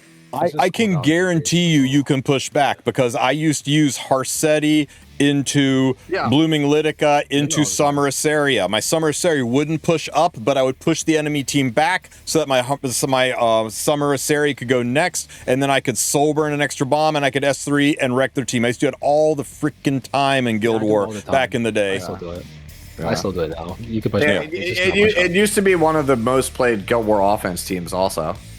Yes, I think it was Harsetti. Harsetti, SBA, SBA, yeah. It guaranteed that you get to just kill it. You basically get to strip their immunity and then stun lock them, and then they just die. Yeah, this is what I did it with, and it was just you have to stack the effectiveness because if you don't get that pushback, it feels so bad. But yeah, this is. I don't think this buff's going to change your usability or utility. Yeah, this is a character that also suffers from just it's a byproduct of being the thief with the stat line that it has. It's like, oh, it's just so hampered by this. Don't worry. It's The one I think everyone is sleeping on, though, Schneal. Not me. Not me. Not me. I think this is the second best buff in the patch. Tell me, Sue, why is this the second? Because all I'm seeing is I got to spend Molagora on Schneal. For real, guys, he suddenly went from not needing any Molagora to needing all the Molagora. If you're sitting there wondering who you should use your fully decked selector ticket on, not a bad option. So Schneal is like, he's one of these characters that just doesn't really work when you think about it, because it's like, oh, his S3 is good, and then the rest of the kit is contingent on your opponent giving you Venom so you can keep getting value. And if your opponent doesn't give you Venom, then you have a character that does nothing, because you don't really have, you have no S2 because they're not, your opponent is purposely playing around it, so you just don't have it. And then you have an S1, and what does your S1 do? It doesn't heal like a Soul Weaver. It doesn't give you any tempo like other Soul Weavers. It gives you nothing. It gives you, literally dispels one debuff from an ally. It is literally worse than Blue Elena's S1. It's So it's Wondrous Potion Vial, the skill. Yeah, so you basically have a character that doesn't do anything at all. Like, you press the S3 once, and that's kind of it. And you just now are sitting here going, gee, I wish I had another S3. Do I live long enough to get another S3? So the character is just incomplete. So what they did here instead is they changed the whole kit so that the character is a character independent of the passive. And now if your opponent gives you the passive, you just absolutely destroy them. So like, instead of having a bad S1, yeah, it's a bad S1 goes to 50% CR push on Schneal, which helps get your S3 faster, and then also your best character gets a CR push on top. You know what's crazy too? So you said if they give you the passive, they don't have to give you the passive. You can give yourself the passive if you run this unit with Empyrean Ilanov, giving your team Indomitable, and suddenly Schneal destroys everything. Suddenly you're dropping the boosted Indomitable, the boosted fixed damage. Suddenly your Schneal becomes a DPS unit who CR pushes the caster with the highest attack. Yeah, kind of crazy. The S2 then now gives you the ability to dispel one debuff from each, one debuff each from two allies. So you get 2 debuffs dispels every turn, which can help essentially stabilize you in a game that is just wrought with a bunch of debuffs right now. And then the S3, the S3 damage is up, but also damage now gives a fat barrier, which it did not before. So like, S3 was the damage skill as well as like the tempo skill. It's now also the protection skill. But Sue, didn't we just get done saying turn 2 is trash? Why would you want to play Ilanov just to get the Indomitable buff? You know what? You could turn 2 character. This is just a I'm just saying, Shiro Boy pointed it out. If you don't want to play turn 2, if you want to play aggro, you know Ivana also gives you the Indomitable buff and lets you ignore damage share, and you can go out there and play as aggressive as you want to play. No, that's a different buff. No, that's Radiance. You're thinking of, it's Radiance. Oh, is it Radiance? Shiro, you misled me. Shiro. It's Radiant. Yeah, she gives Radiance. She gives. Oh, I was bamboozled, hoodwinked. Let me go look. I'm just making sure. That's a different one. Radiance is 50% damage reduction. I'm pretty sure Steel did that, bro. Yeah, she gives another Indomitable, one too, right? Let's see. Yeah, I love that you call Peacemaker Furious Pacemaker. It's ignore sharing. It's ignore sharing on the. Oh, Ivana gave Indomitable in the story. Oh, there's the confusion. Rip. Yep. Anyway, so yeah. Well, you can still play a DPS Ilanov, right? you just think of it this way, right? Like, this guy is basically like a different like hand guy. Your S1 is your tempo skill. He kind of passively gets you out of sticky debuff situations. And then your S3 is just, bro, I do damage, I barrier my team, we get that CR push. Right? I'm not wrong, right? Correct me if I'm wrong, this is still a CR push skill, right? I'm not like crazy. They removed the CR push from his kit. So that's kind of the back. That is the rub. Okay. Damn. All right, but anyways, it's still, the character is still really, really strong. Also, cooldown on the S3 is 3 turns now instead of 4. Massive, right? Like, it's gonna cycle it so much faster. So much I think faster. you build this character anywhere from 260 to like 280 speed. You jam this dude on Warhorn and just let this man use his S1. Oh God, on Warhorn too. Yeah, because his S1 CR self CR pushes, right? Yes, his S1 is just mediator S1, bro. Yep. Like, of course, he's like a new mediator. You just go, you fly, bro.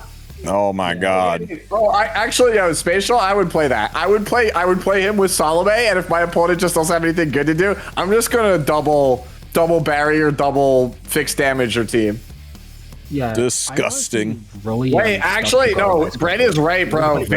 Holy shit, Veritas. Veritas. We have the second. Veritas. Oh my God, Veritas with this guy. I think Steel is very flexible, but you still want to play him very aggressively because his passive cleanse is just really strong, especially in RTA, because you're just playing him as, like you said, basically a modern hand guy that counters the worst unit I've played against in the season named Biblis, because she makes everyone tankier for no reason. Wait, hold on. Not enough Veritas. Wait, hold on. Can we just play him on Sensor? You could play him on Guardian Ice Crystals. You could play him on Warhorn. No, can we just not play it? Yo, bro. You could play him on my car's tome, so he pushes more. Can we just play this man? No, let's just play this man. Stop! Stop! All right, bro, let's just go, dude. Sensor needs more ER. Nah, bro, he cleanses his own debuffs. Your opponent takes an option as soon as he cleanses his own debuffs. You're like, oh, cool, I don't have no debuffs anymore. You take a turn. All right, I'm going. Yeah, just play everything, bro. You can play whatever you want. He's honestly he's a bit more flexible now. That's what makes his buff really good. I like this guy. Go Candlestick, stop, demon. All right, Mr. Welcome to the Cookout himself, Inferno Kawazu. I was pretty hard on this character early on. Hold on, Tristan. I just realized this man gets you out of fear. He gets turned to out of fear, bro. Oh, yeah. He gets turned to out of fear, bro. No more fear slop. From two allies, but yeah. Yeah, but whatever. I get to press buttons. Like I have a chance to play the game. Just play Veritas, easy, done. Break out first love. Dude, yeah, So- Veritas plus that passive, bro. You ain't getting feared. What is fear? Fear's cosmetic, for real. The big job of Inferno Kawazu was to soul burn, to stick a burn on a unit, and then drop the S3 and basically kill anything with 3 burns. They took that away, and I initially like, okay, so he's not going to work as a basically being a 4-star Aki, but they've revamped him where you can soul burn to reduce the skill cooldown on his S2. He's getting some serious combat readiness pushings, and they're giving him a cockroach passive to make him a little bit more of a bruiser. This is more your area of expertise. Why don't you guys tell me how Inferno Kawazu is going from a great unit to the greatest unit? He's mostly going to be another unit that's going to help put Fahrakin down in the dirt as he continues to fall, because we just keep making Fahrakin counters. And I think that's pretty much going to be his primary use. Yeah, I think he's just a Fahrakin counter, and then maybe, I mean, Vic will probably be yelling at his monitors, like, just watch this going. I'm gonna say maybe Guild War potential, because he historically has been great there, but this is the part where every Guild War main out there just like, actually, he's shit. Yep. So he's also really good into Spirit Iceline. He doesn't crit, so he's a great way after Spirit Iceline's put herself into her, I will just destroy everything that counters. He's got a very low chance to crit. I've used him to take out her as well. Surprisingly good unit for removing problems from a fight. Maybe it's another Horseheady counter. And then we got a whole bunch of really good artifacts, which I don't think we even need to talk about because nobody's going to use them or care. They don't do anything. They don't do anything. They don't do anything. All right, guys. I'm not going to spend too long talking about Ancient Inheritance. You know it, you love it, or you hate it. One thing I will say is, for those of you who have never been in Ancient Inheritance before, leave your guild. If your guild sucks, get into a good guild. Do not hang out with a bunch of zeros. Don't be the guy that's sitting there saying, but if I leave my guild, they'll fall apart. They depend on me.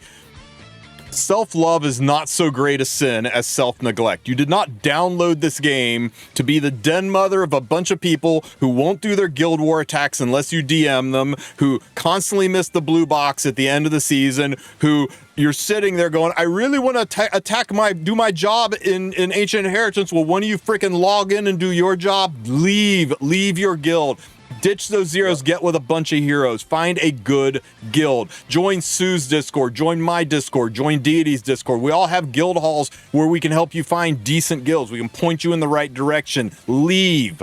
Do not stick around with people that are stinking up the joint. Find a guild that is focused on RTA and is super sweaty. Find a guild that is ultra casual. It doesn't matter, but find a guild with a Discord, with helpful people who will jump into a room, who are organized enough, because you do not want to phone in Ancient Inheritance. It is a good event with great gear. Leave. Get into a good guild. That's all I gotta say about that. Yeah, he's not wrong. I literally, when I got to the point where I was carrying my old guild through Ancient Inheritance like by myself, and it was taking up like all of my time for the entire event, and we barely cleared it. The second time through, I was like, I can't do it. I'm out. And then I joined Tristen's guild, and that's where I've been ever since. I was like, I'm done. I'm tired of being the guy that runs this. Yep. Tristan, all right. The big difference this time around is a couple of crit pieces and then 4 speed set pieces. And Ancient Inheritance gear is always like the best stat spread with the max possible rolls. And I don't know, there's just something magical about it. They always seem to roll high. Not always, but more so than just about any other pieces of rando 88 gear you get. Some of my best pieces are Ancient Inheritance gear. And I mean, it's speed set, which is insane for everybody, and crit set, which is huge for early game players. Yeah, usually these average like 101 equipment score, like, which is crazy for 88 gear. Yeah. 88 gear averages 90 gear score, so that's way above average. Like 100, I have like 1 or 2 105s and like a 107 from Ancient Inheritance. Like, the gear is just nuts. You do not want to miss out on this because you're afraid you're going to hurt somebody's feelings over the internet. Like you said, leave your guild if it's like not gonna help you get this stuff done. If your guild falls apart because you left it, you did everybody in that guild a favor, because a guild is it takes a village to raise a guild. You can't just have one person holding it all together. That's a shit guild, and you're doing everybody else in the guild a favor, because when you leave, it falls apart, and they will go find good guilds that are tuned to the way they want to play the game. You'll actually improve their lives. And yeah, you'll probably get a shitty DM for 1 or 2 people. Fuck that guy. Go have fun. You downloaded this game because it looked like fun. And if you're not having fun in your guild, I would just. What are you doing? Say, if you're just not having fun, period. Yeah, make a change. Yeah. If one person leaving a guild makes the guild die, it deserved to die. Go play Nikkei. Nikkei has guilds. Guess what? They don't matter. Nobody does anything of anyway. I had somebody tell me, like, I quit Nikkei because my guild wasn't active, bro. And I'm like, bro, nobody's guild is active in Nikkei except for like the like 80 guilds that actually sweat guild wars in that game. Oh, and might also add, if you've got the one guy in your guild that says, if you leave, you have to take me with you. No, you don't. You really don't. I mean, unless it's like your brother, or he lives down the street, or he's at he's at your workplace. Sure, but you don't have to take him with you. Take care of yourself. I'm gonna stop you right there, bro. I didn't take my best friend of 15 years with me. You don't have to take anybody. You can't take care of number 2 if you're not taking care of number 1. Exclusive equipments. Litica surprising nobody, and Little Queen Charlotte surprising, I think, everybody. That was not on my bingo card, but Litica, we all saw that coming. But let's talk about Little Queen Charlotte's exclusive equipment. We don't have to. I already told you. A Queen's Dignity was already insane. They were like, let's make it ridiculous. 20 to 30. Big number. 30%. 20 to 30 is huge. If you think this is not a good buff, come talk to me after playing against Little Queen Charlotte on the same team as Estelle or Unbound Knight ROL. Yep. One you definitely want to get. You don't need to max it, but every little bit helps, right? I mean, attack is probably one of the least important stats to boost up. The difference between 10% and 14% is going to be like all of about 40 or 50 attack, but still, a buck's a buck. Do what you can to get it as high as you can. It's what Casserole said in chat. If you don't think this is good, it is literally proof of valor on your whole team. Yep. It is literally proof of valor. Proof of valor on your whole team. On a character that can one-shot everything. Yep. And ignores evasion and self-heals and always crits. And yeah. And CR pushes every time she's hit. Go to the next one. We don't all right, so the 10 speed Faithless Litica needed, along with the stealth that is nowhere on this exclusive equipment. Hold on. Can you read that for me, Tristen? I think I'm blind. Oh yeah, when using Thorn triggers stealth, I mean dual attack on a random from a random ally. Man, where's my? So here's the problem, right? Little Queen Charlotte, or Little Queen, Faithless Litica, when she starts the fight out, she's not stealth. So what happens? RNL kills her. Zio pushes her back, and S3s her. Pushes her back. Yep.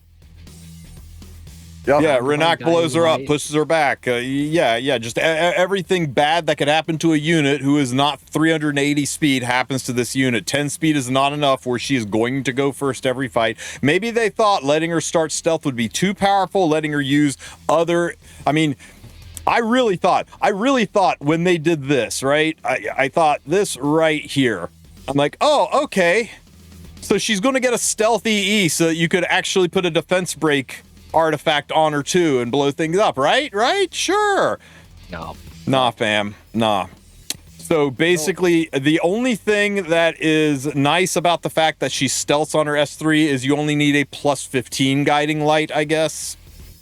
Because you only need that stealth at the start of the fight, and then after that you can rely on her own skills. But wow, the thing is, wow. I thought she would be like a decent control win con because it was like, oh, slow players, you reset their key cooldowns, and then now Thorn is a defense break instead of a blind, and now it's got a dual attack, and like we can use that dual attack to pull our highest attack DPS and just like absolutely shred through slow players. What a great like aggro like control character, and then you see dual attack from a random ally, and you're like, oh, it's gonna pull my Ahmed, or like, oh, it's gonna pull my Ruel. Yeah, it's not even highest attack. It's freaking random ally. Somebody asked me why they put this dual attack on there. I said, oh, it's easy. It's so that when Zio S3s and silences her, she can do something. That's it. So she can actually do something. I just hate everything about the ability on this thing because like, with the change to the S1, pulling highest attack ally is actually like ridiculously strong. Like it feels kind of impressive if her effectiveness is really high. And then you have this one, which is like, oh yeah, dude, it's like a 33% chance to be good and probably like a 66% chance of being trash. Like, she's even got a defense break on her S. Well, yeah. Oh my God, Spacial says like, oh yes, it's so that you can S1 defense break the target and then pull your Ruel. That's exactly what I just said. Yeah, you can just pull your Ruel. You're like, dude, I hope I pull my Arbiter. Oh, and it's Ruel. Yeah. Oh my God. So yeah, this feels like a big miss. A chance for Litica to fly. I still think Litica is going to be decent, but it definitely isn't what we expected or what she needed. Yeah, the speed is she needed two things, start and stealth and 10 speed. They gave her 10 speed and they're like, best I can do is stealth after you take your first turn if you somehow live through all of the format's nonsense. Yeah, and as we know, if it's not stealth at the start, you got to run guiding light. Yep. Yeah, guiding light's been just a hard requirement on the ranges for a very long time, so well. It's getting to the point where I'm starting to think that a guiding light on Albade Ludwig is the way to go. You'll do less damage, but like, have you ever played against guiding light Albade Ludwig? It's so annoying. It's so annoying. I called that back in my impressions video. I was like, I think that this could be pretty good. Then I played against it because the Japanese server plays it a lot, and you're like, bro, this is so damn annoying. Like, how do I deal with this? It doesn't kill me on one hit, but like, I quite literally can't do anything. I literally can't do anything. All right. Can't target. They've lived up to their promise of making Astrium way more common and accessible. So once again, we are getting the Astrium pass. Once again, it's a little bit misleading with this graphic. There's only one piece of Astrium with the Astrium pass. It looks like you get two, but what they're showing is that with the 3,500 Skystones, you get everything here plus this box and these two boxes. This Astrium and these charms, that comes from over here. It's just one piece. All the 1,600 Skystone upgrade gets you is a mod box and some selector chests, and that's it. It is. Right, I can think of fewer things you can do to your account that are worse than buying the 1,600 Skystone booster to get that. That's all you get from the additional 1,600. Yep, it's a scam. Unless you're making like, $500,000 or more a year, this is a scam. Keep moving. Yep. What I thought they could do to fix this is just put skin tickets in here. If they put skin tickets, in here, people might actually buy this because people really want some of those old legacy RTA skins. I mean, it's not that big of a deal for people like us who've been playing for 5, 6, 7 years, but for people that have only been playing 1 to 2 years, they want the skins. Put the skin tickets in here, and suddenly people might feel the 1,600 Skystones is worth it. The 1,900 Skystones, though, it's a lot of charms, and the Astrium is key to some really good gear. I do recommend it. I think it's worth it if you've got the Skystones to sling, but we are in the middle of the season of limiteds. This might be the time to pass on it if you're Skystone poor, and you want to make sure you can get OB and also the limited reruns that are going to be happening in August. Likely going to be happening in August. Hard skip from me. I think that's a hard skip from me. The World Arena Tournament, we talked all about that. That looks fun and exciting. We talked about Strategic Archive. Sorry, Anya. Hall of Trials and Expedition. Elvira and Wanderer Silk are coming out. The Powder Shop rotation's new. This is probably the most insanely bad Powder Shop rotation I have seen in the history of Epic 7. Dude, it's funny how Golden Rose like a year and a half ago was like a must-have as many copies, and now it's like, bro, what is that? We play. It's used on one unit. We play Thorn and the Blue Rose now. Yeah, Golden Rose is legit used on one unit, and that unit is barely used. Yep, it's just Sirmia at this point. I think that's it. Yep, it's just Sirmia. It's just Sirmia. Everybody else was like, Golden Rose, like, yeah. There's a handful of people that still put it on a Designer Lilibet, but that's about it. Nah, I think it's cap on Designer Lilibet. Yeah, Space you'll set it, and rare Lilibets. I played Durandal. It's just better, I think. Yeah. I'm just like I said. I'm just saying. Yeah. I mean, it's not good, guys. Don't spend 180 powder on this artifact. Nothing here is worth picking up.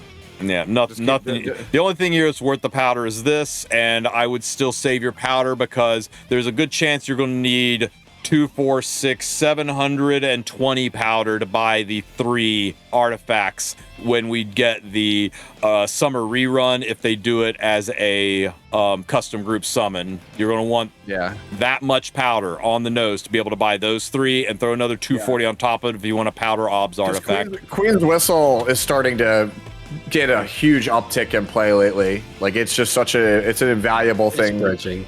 Yeah, it's bridging. Queen's Whistle. The name of the game is bridging. The Queen's Whistle, Summer Photogenic, and Guiding Light is probably the 3 you're going to want to pick up if you don't have any Guiding Lights. If they rerun Guiding Light, we don't know. She's not technically a summer unit, but they had her on summer last year, so we don't really know. And we don't know if it's going to be a custom group summon. They may legit just rerun Aram and Hua We don't really know how this is going to play out, or even if it's going to play out. I think it will because Smilegate likes money, and rerunning Summer Photogenic and Aram is basically printing money right before the anniversary. It's a little bit awkward for me for the purposes of rolling both of those banners when they come back, because like I only got one Summer Photogenic, but like both of my Huayang, like all my Huayangs are triple S already. So I would just basically be making another ML Huayang if I did that. That does kind of suck. I'm my Ram's like double S also. Yeah. I need both a Queen's Whistle and Summer Photogenic, and by Photogenic I mean 3. Yeah, I only have one Summer Photogenic, and it's like plus 15 and it's sitting on my Spirit Isoline and it's very, very sad. Just take your bottle. Don't take the bottle. Dude. Let's do it here. You need 240 powder for Summer Photogenic. You're going to need 240 power for Queen's Whistle. You're going to need 240 powder for, I don't know, Guiding Light or whatever the third one is. You're going to need 240 power for OBS Artifact, 960 powder, and then 240 more for the bottle launch. You got 1,200 powder on your account? I do. If you got 1,200 powder on your account, then yeah, grab the bottle. If you don't have 1,200 powder on your account, maybe skip the bottle this time. Bottles come every single rotation. Limited artifacts, one time, gone for a year. So make sure you've got three cases. Then you are in freaking great shape. But for anybody who has less than 1,200 powder, don't touch the bottle. I'm just saying. What is your chat, dude? Is your chat like just a bunch of like whale lords, bro? Like their whole chat's like, yeah, I've got that, dude. I've got more. These guys are Yeah, I've rich. got more. What the heck? What the hell, dude? Wild.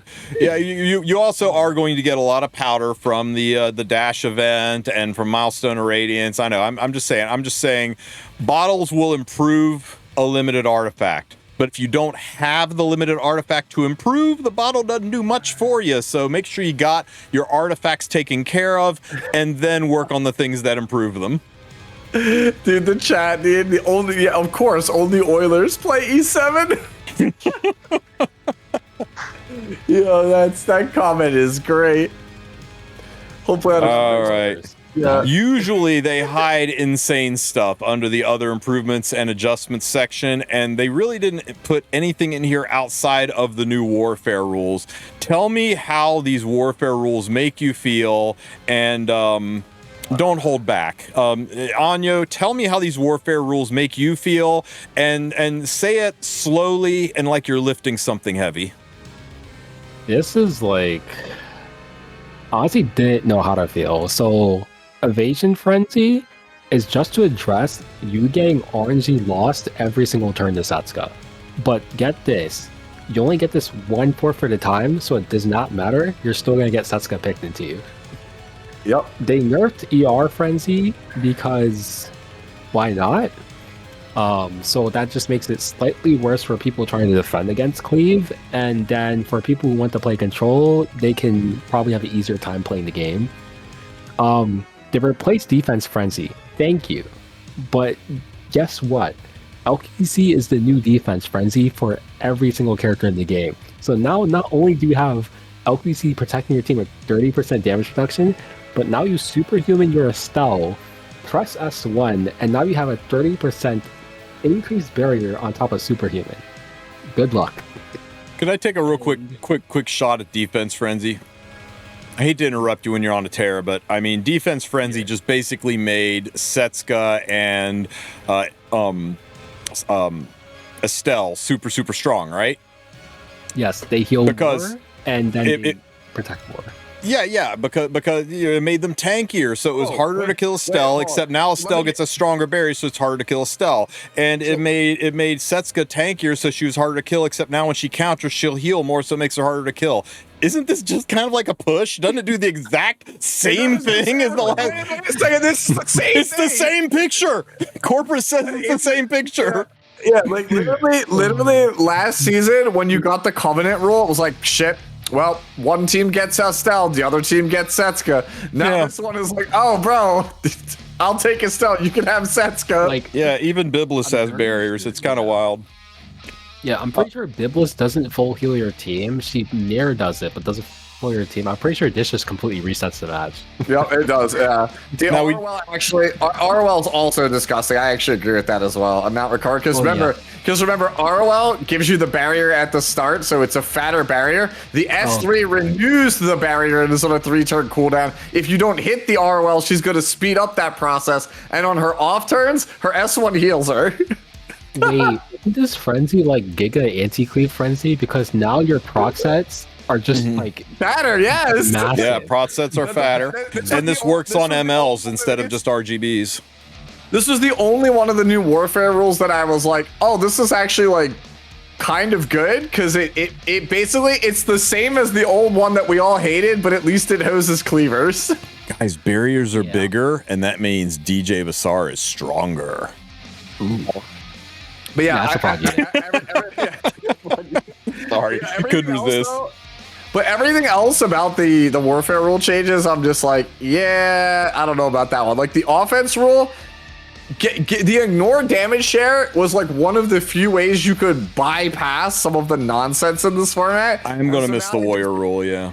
Yeah, and so now it's like, Yes. oh, okay, soul burn skills by 15%. So what you're saying is, now I don't kill, Biblis heals it, and then I get bonked by Estelle. Got it.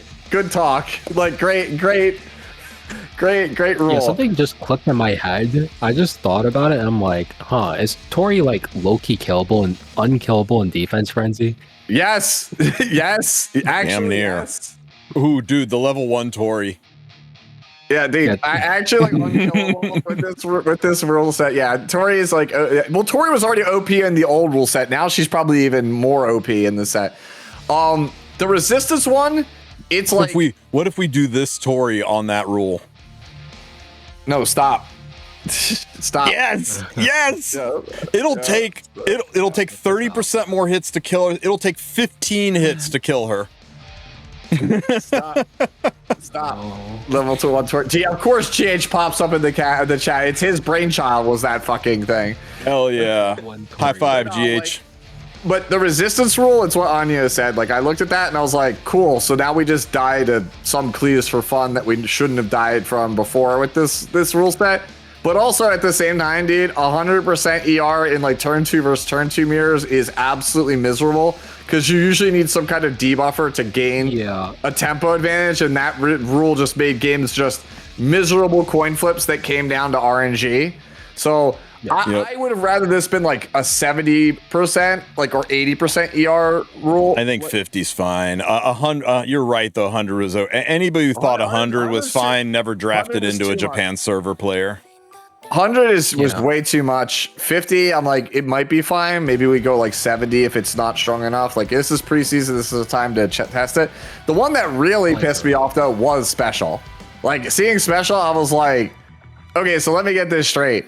Under special warfare rules, the person who picks Nodos just wins. Because, like, as turn two, your only good options are Estelle plus Ruel, which they got to give you both, so they're just going to ban one, or they're going to steal it from you, or you just pick Setsuka and Prey, and that's just like no, that's or you pick Bologna and Prey. Those are not real options anymore. So like Nodos just becomes absurd under that. And then from the turn 1 perspective, you probably just spent a ton of money and or resources to get RNL. And here is a warfare rule that basically just cheapens your shiny new toy.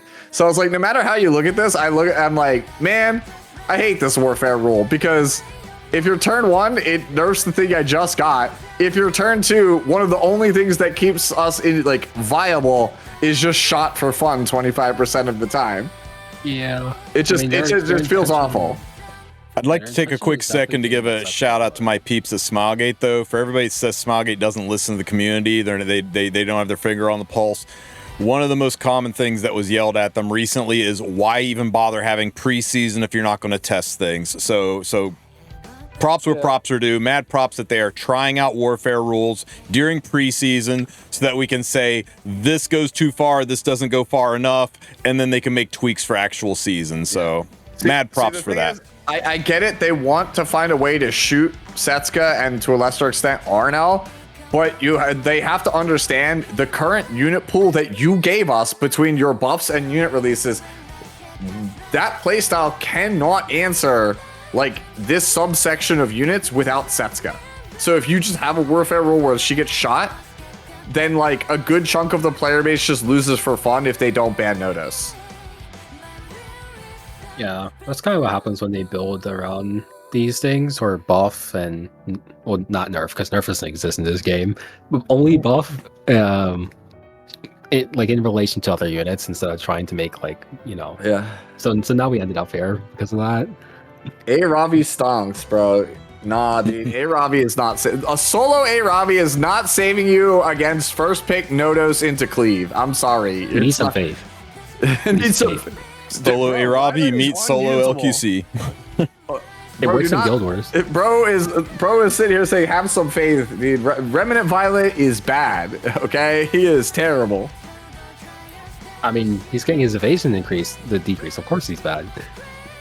That character's always been bad. Outside of like the release, like the first like 2 months he was out, that character has been bad. Here's my Warfare no domain expansions. Yeah. Dude, I would love a Warfare rule that just says the newest 5 MLs can't be played. Newest ML5s can't be played. Just give me that. You don't have to call it special. You can call it something else, bro. Everything down here is basically a rehash. There's a really nice quality of life for new players, people under rank 50, and it's especially good because it's going right into Ancient Inheritance. It's going right into the guild rewards being distributed, and people are swapping guilds around. Because one of the first things people hear in this game is you got to join a guild. The freaking Path of Air forces you to do it at one point. You got to join a guild. So a lot of people join guilds just to get their Path of Air done, and then they realize they're in a shitter guild, but they don't want to lose out on the rewards. They don't want the cooldown. This is a nice system where if you've joined a guild, you can just hot swap your guilds. And after you've hot swapped your guild, you every 7 days you can hot swap your guild until you're over level 50, and then it works like normal for everyone else.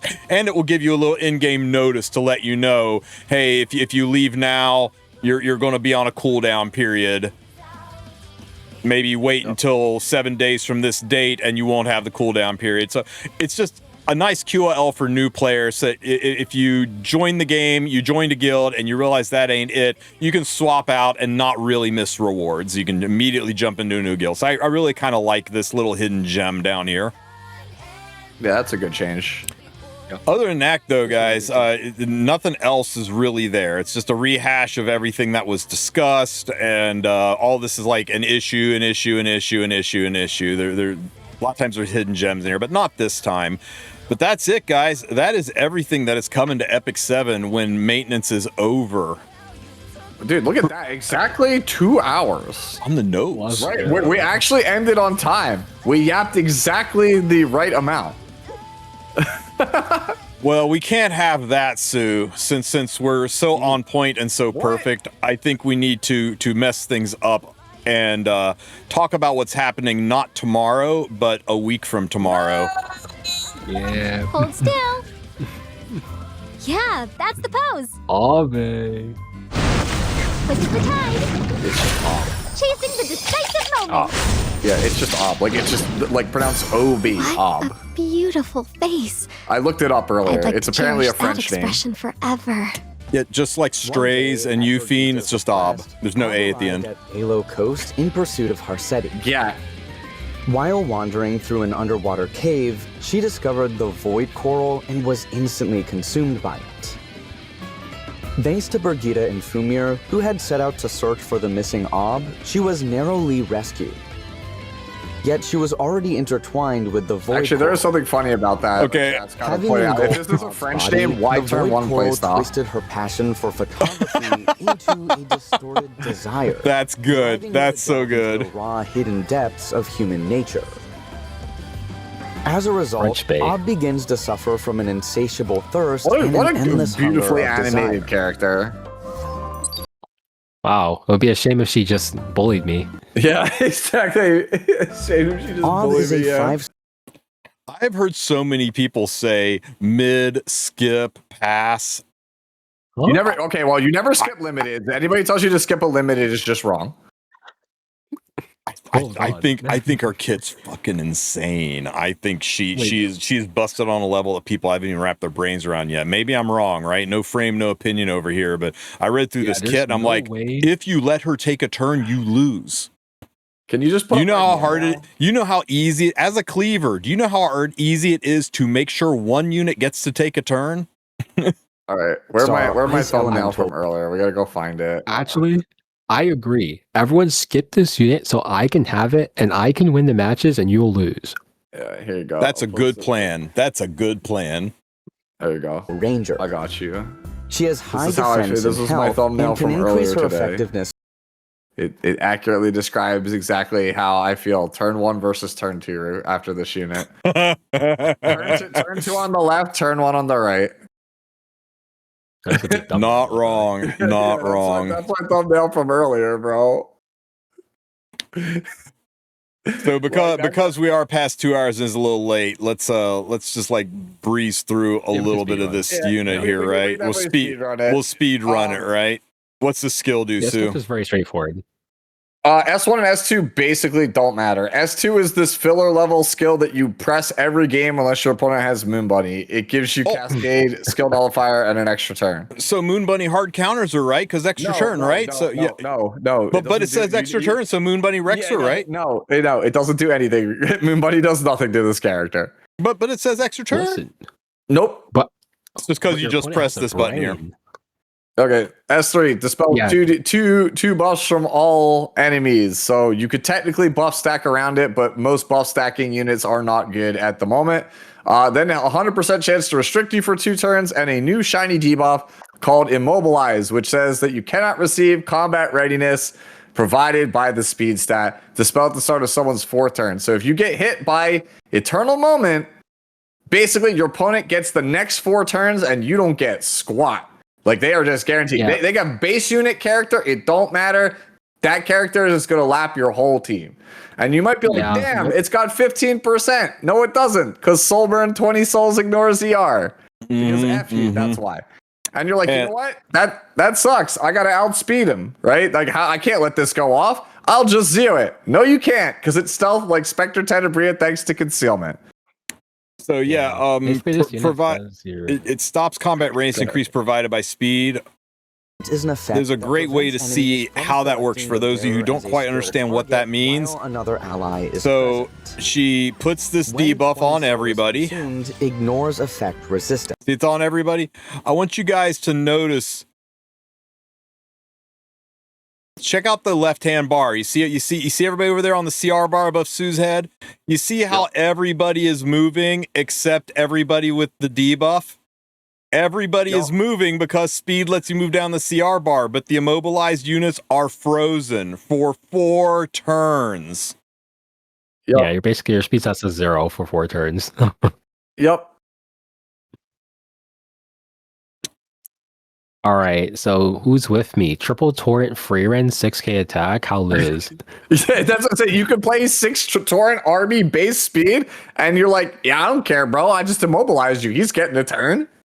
Yeah, Dilibet should work. It's not a permanent debuff, so Dilibet would self-cleanse at CR push-up, S3, and cleanse. Dilibet is a counter to this, as best as I can tell. Yeah, Dilibet is like the only like valid counters that I've heard are like Dilibet, Weakening Set, Abyssal Politis, or something. Like that and Prey. Like, I've heard people say, oh, but Green Slit, that's not a real unit. That's not a real unit, bro. That hasn't been a real unit for a year, bro. Red Lilius, let's go. Red Lilius is not a real unit, bro. With Blue Elena, anybody, but no. Anybody that self-cleanses and pushes up and then cleanses after that should be a counter. Probably Elena too, yeah. Your best hope is like maybe SG buffs bystander Hua Young, and you can pick it into this. Because like the current state of the meta with that we just came off of with the current units that are actually viable, you get hit by this debuff, it's a top right angle. Ooh, Red Lilies. It's a top right angle. Like I actually, it's kind of hilarious that they basically made a character whose S1 literally has no effect text, S2 has literally no effect text, and then S3 just says target opponent like scoops the game. They top right and yield. It's really. This character is just an S3 bot, to be honest. Yep. Like I read everything about this kid. I don't think you care about anything about S3.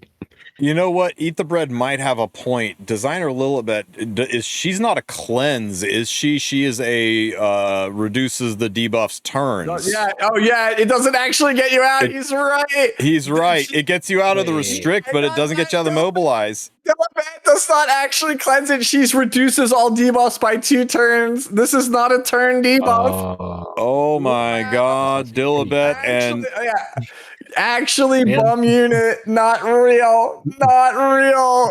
Okay, so I mean, she would cleanse herself, she would push up, and then she would be able to S3 and at least turn off all of your skills for 1 turn, kind of restoring balance to it. So you're just doing a bunch of S1s, and then we're back to playing the game. But yeah, it's a softer count than we thought, as long as it works like that.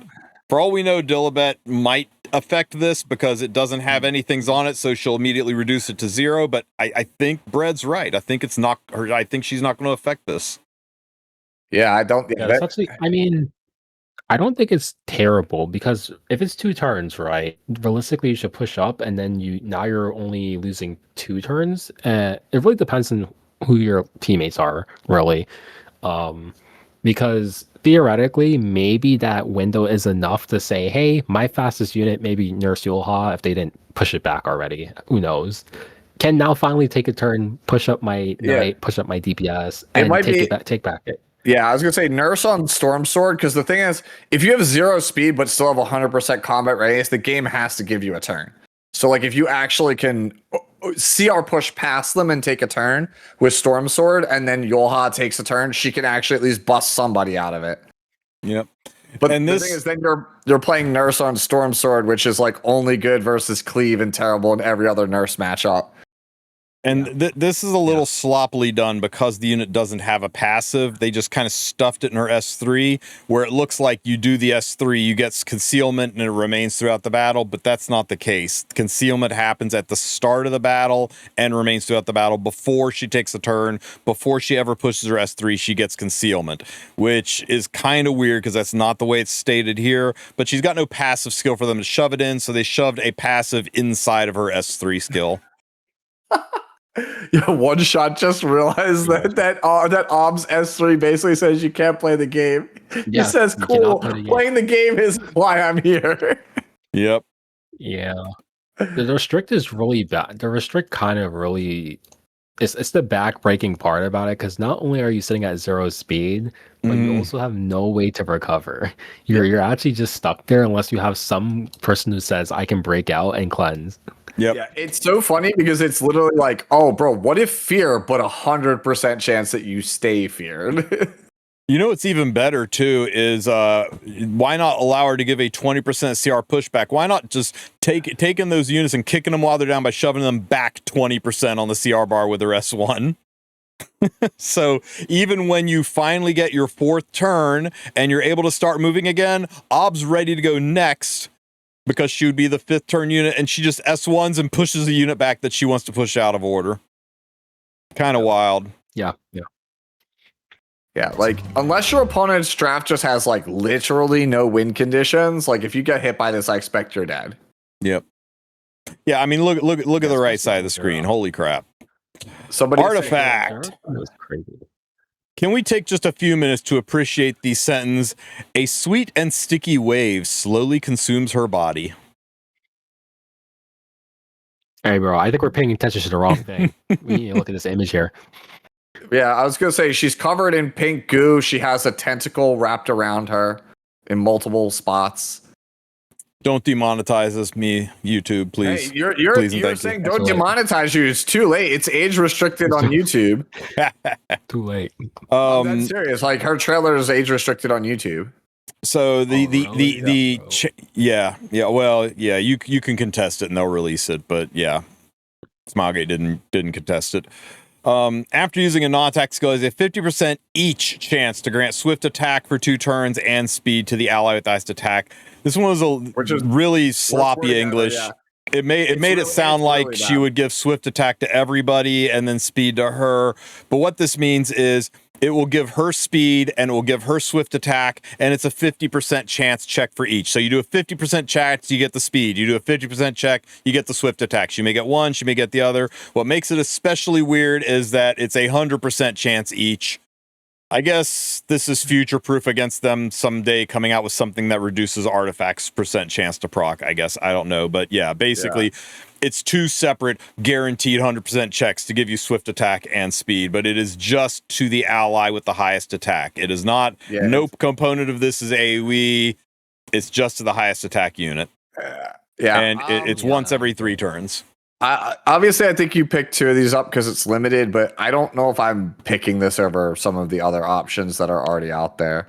I think you get one of I think you get one of these, and if you are, I think if you don't get any summoning ob, you buy the one from the powder shop and you call it a day, and you save up for the next one. I don't think you waste bookmarks summoning for multiple obs to get your hands on a second one of these. You just bottle it up and save those resources for the limiteds yet to come.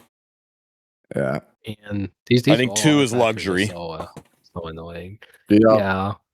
These wall artifacts are just extremely annoying because we've been getting so many of them recently, and it's like you're never going to have enough bottles to bottle multiple of these. Yeah. And not only are you not gonna have enough bottle to bottle multiple of these, but all those artifacts that you wanted to bottle in the past, you still have to bottle. Yep, exactly. How many mirrored lotus rings you sitting on that you have to bottle still? Put ob with Ludwig's already. I heard people say put Ludwig with obs already, so people are cooking, but right now I'm not feeling it. Yeah. Yes, Ludwig is his kit. Ludwig is just souls. Yeah, Ludwig is just souls. Yeah, dude.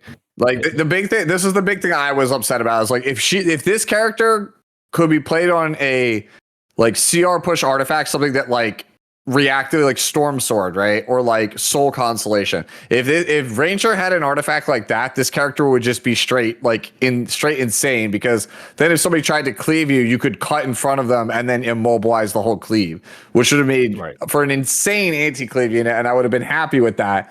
And I was like, damn, why can't this character be a Soul Weaver? And then Wind Demon pointed out, if this character was a Soul Weaver and you put her on Bird's Eye View, this character could literally just S2, S3 and be able to ignore ER herself, dude. Like or was it SoulCon? Like there's basically the character by itself would be guaranteed. Like it'd be self-sustaining. And I was like, yeah, okay, that would make it hella broken. Now I understand why she's a Ranger, because if she wasn't a Ranger and like any other class with the artifacts, it would just break her. Yeah, the 20 soul Soulburn ER is by design. Both of the soul generating Ranger artifacts, even with the extra attack, I'm not sure if the extra attack on Flan's artifact would still give her enough. I think she still falls short of the 20. There are some people who are cooking with putting this on Abed Ludwig. The theory being that his S2 already pushes him up significantly, so you put him on this artifact and you build him as the highest attack unit on the team, so that he gets swift attack and speed, so that he self double bridges and he can go right into his S1. That's contingent on 1, giving him the highest attack on your team, which isn't always going to be an easy thing to tune, and 2, dealing with the fact that you're robbing basically 15 souls from him, which is going to make his S1 hit a little less hard. But you know what? Let the chefs cook. Maybe you can pull something off with it. It is an interesting concept. I'm not sure it's going to be best in slot, but it's definitely an interesting tech. Yeah, Ludwig is just strong, and his character is inherently just super strong. Yep. So you could just run pretty much whatever, to be honest. Yep. It might be especially good on the speed set builds where you're not really caring about the S3, because at that point you don't need the debuffs to control. You just need to cycle. Yep. For me, I don't like this artifact though. Yeah, I don't like the artifact either. I think you just grab it in case it ends up being good later on, but like I'm not like super in love with it. I will say, yeah, I'd be complaining. Just to like put the cap on everything with this character. Beautiful looking character. Hate the character's kit and how it exists. Pull the character not because it's limited, but because the ass was fat. There you go. True. She is the queen of thick. I don't know. For people who she got chicken legs, but yeah.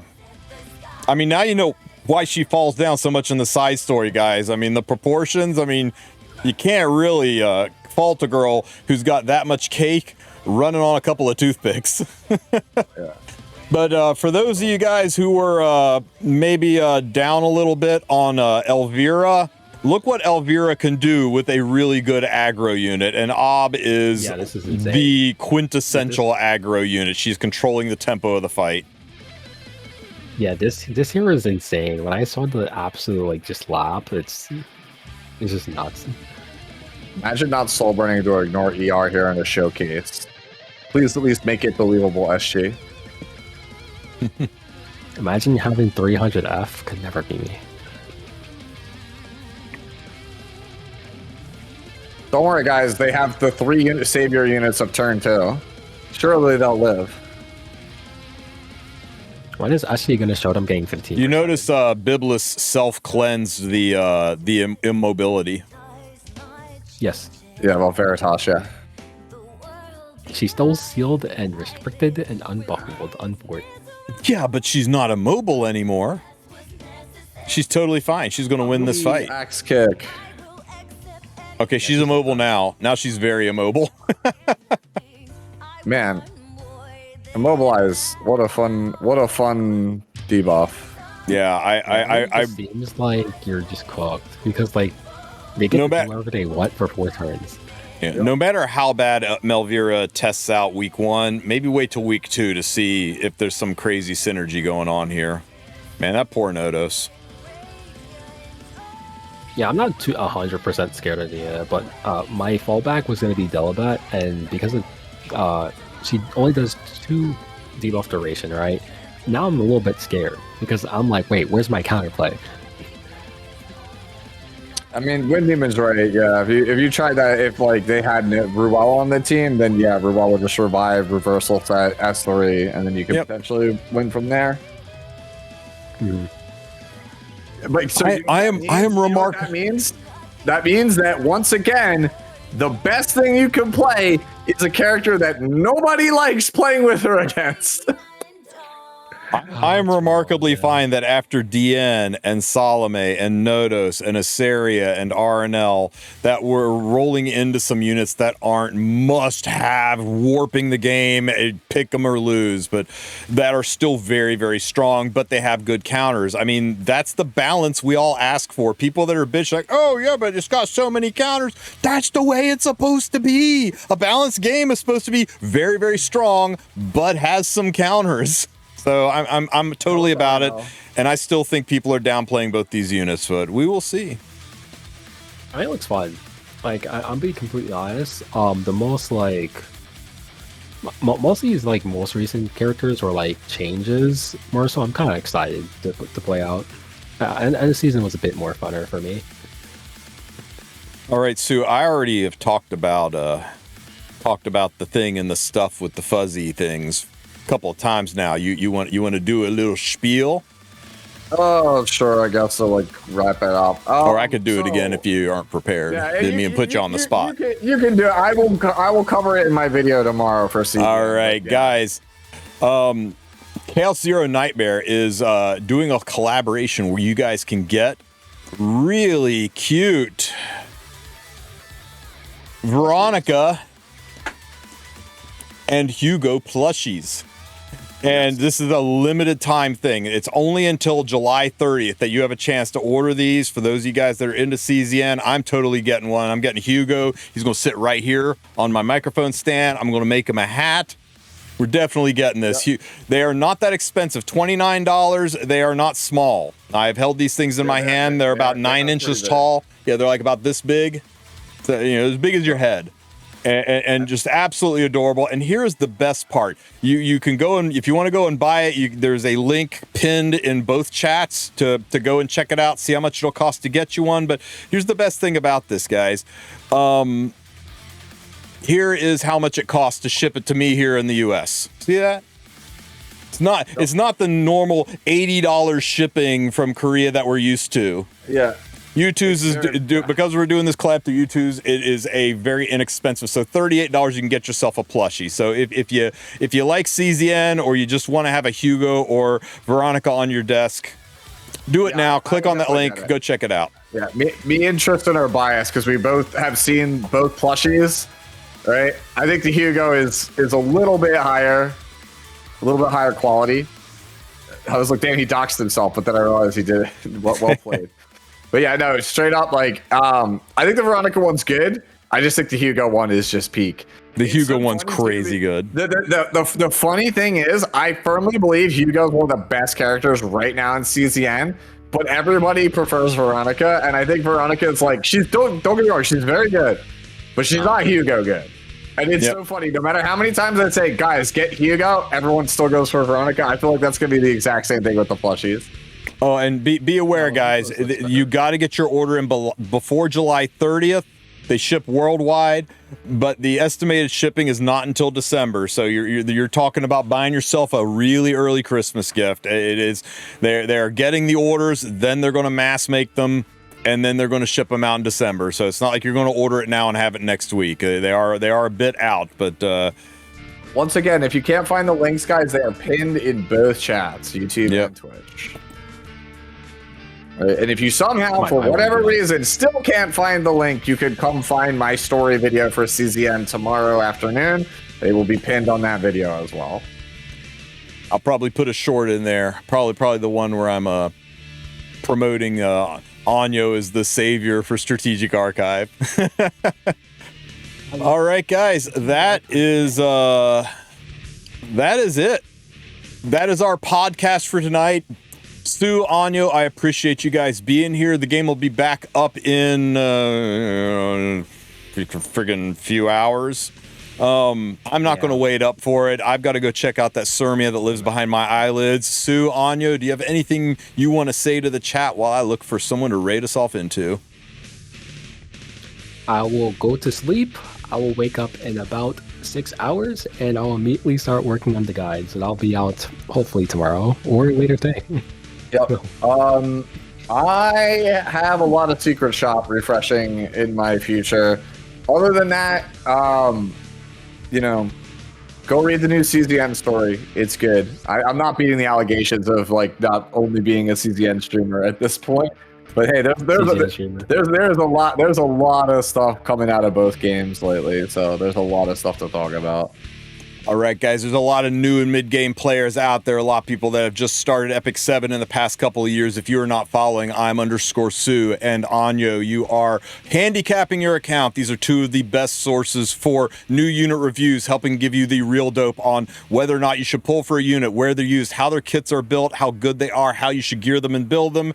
And if you pull up tomorrow and you try to dive into Strategic Archive on your own and you hit that brick wall that all of us are going to hit, you're going to regret not having followed Anyo. So push it now. You can click on their links in the titles of either video, follow these guys, be a part of their community. Salt of the earth streamers, some of the best content creators Epic 7 has to offer.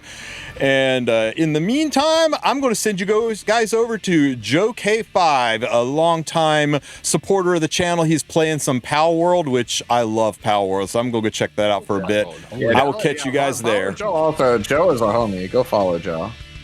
Yeah, follow Joe too. Joe is indeed a homie. All right, guys, that's it. Thank you all for being here. You guys are the best. Each and every one of you be good, or at least be good at it. Take care, Epic 7.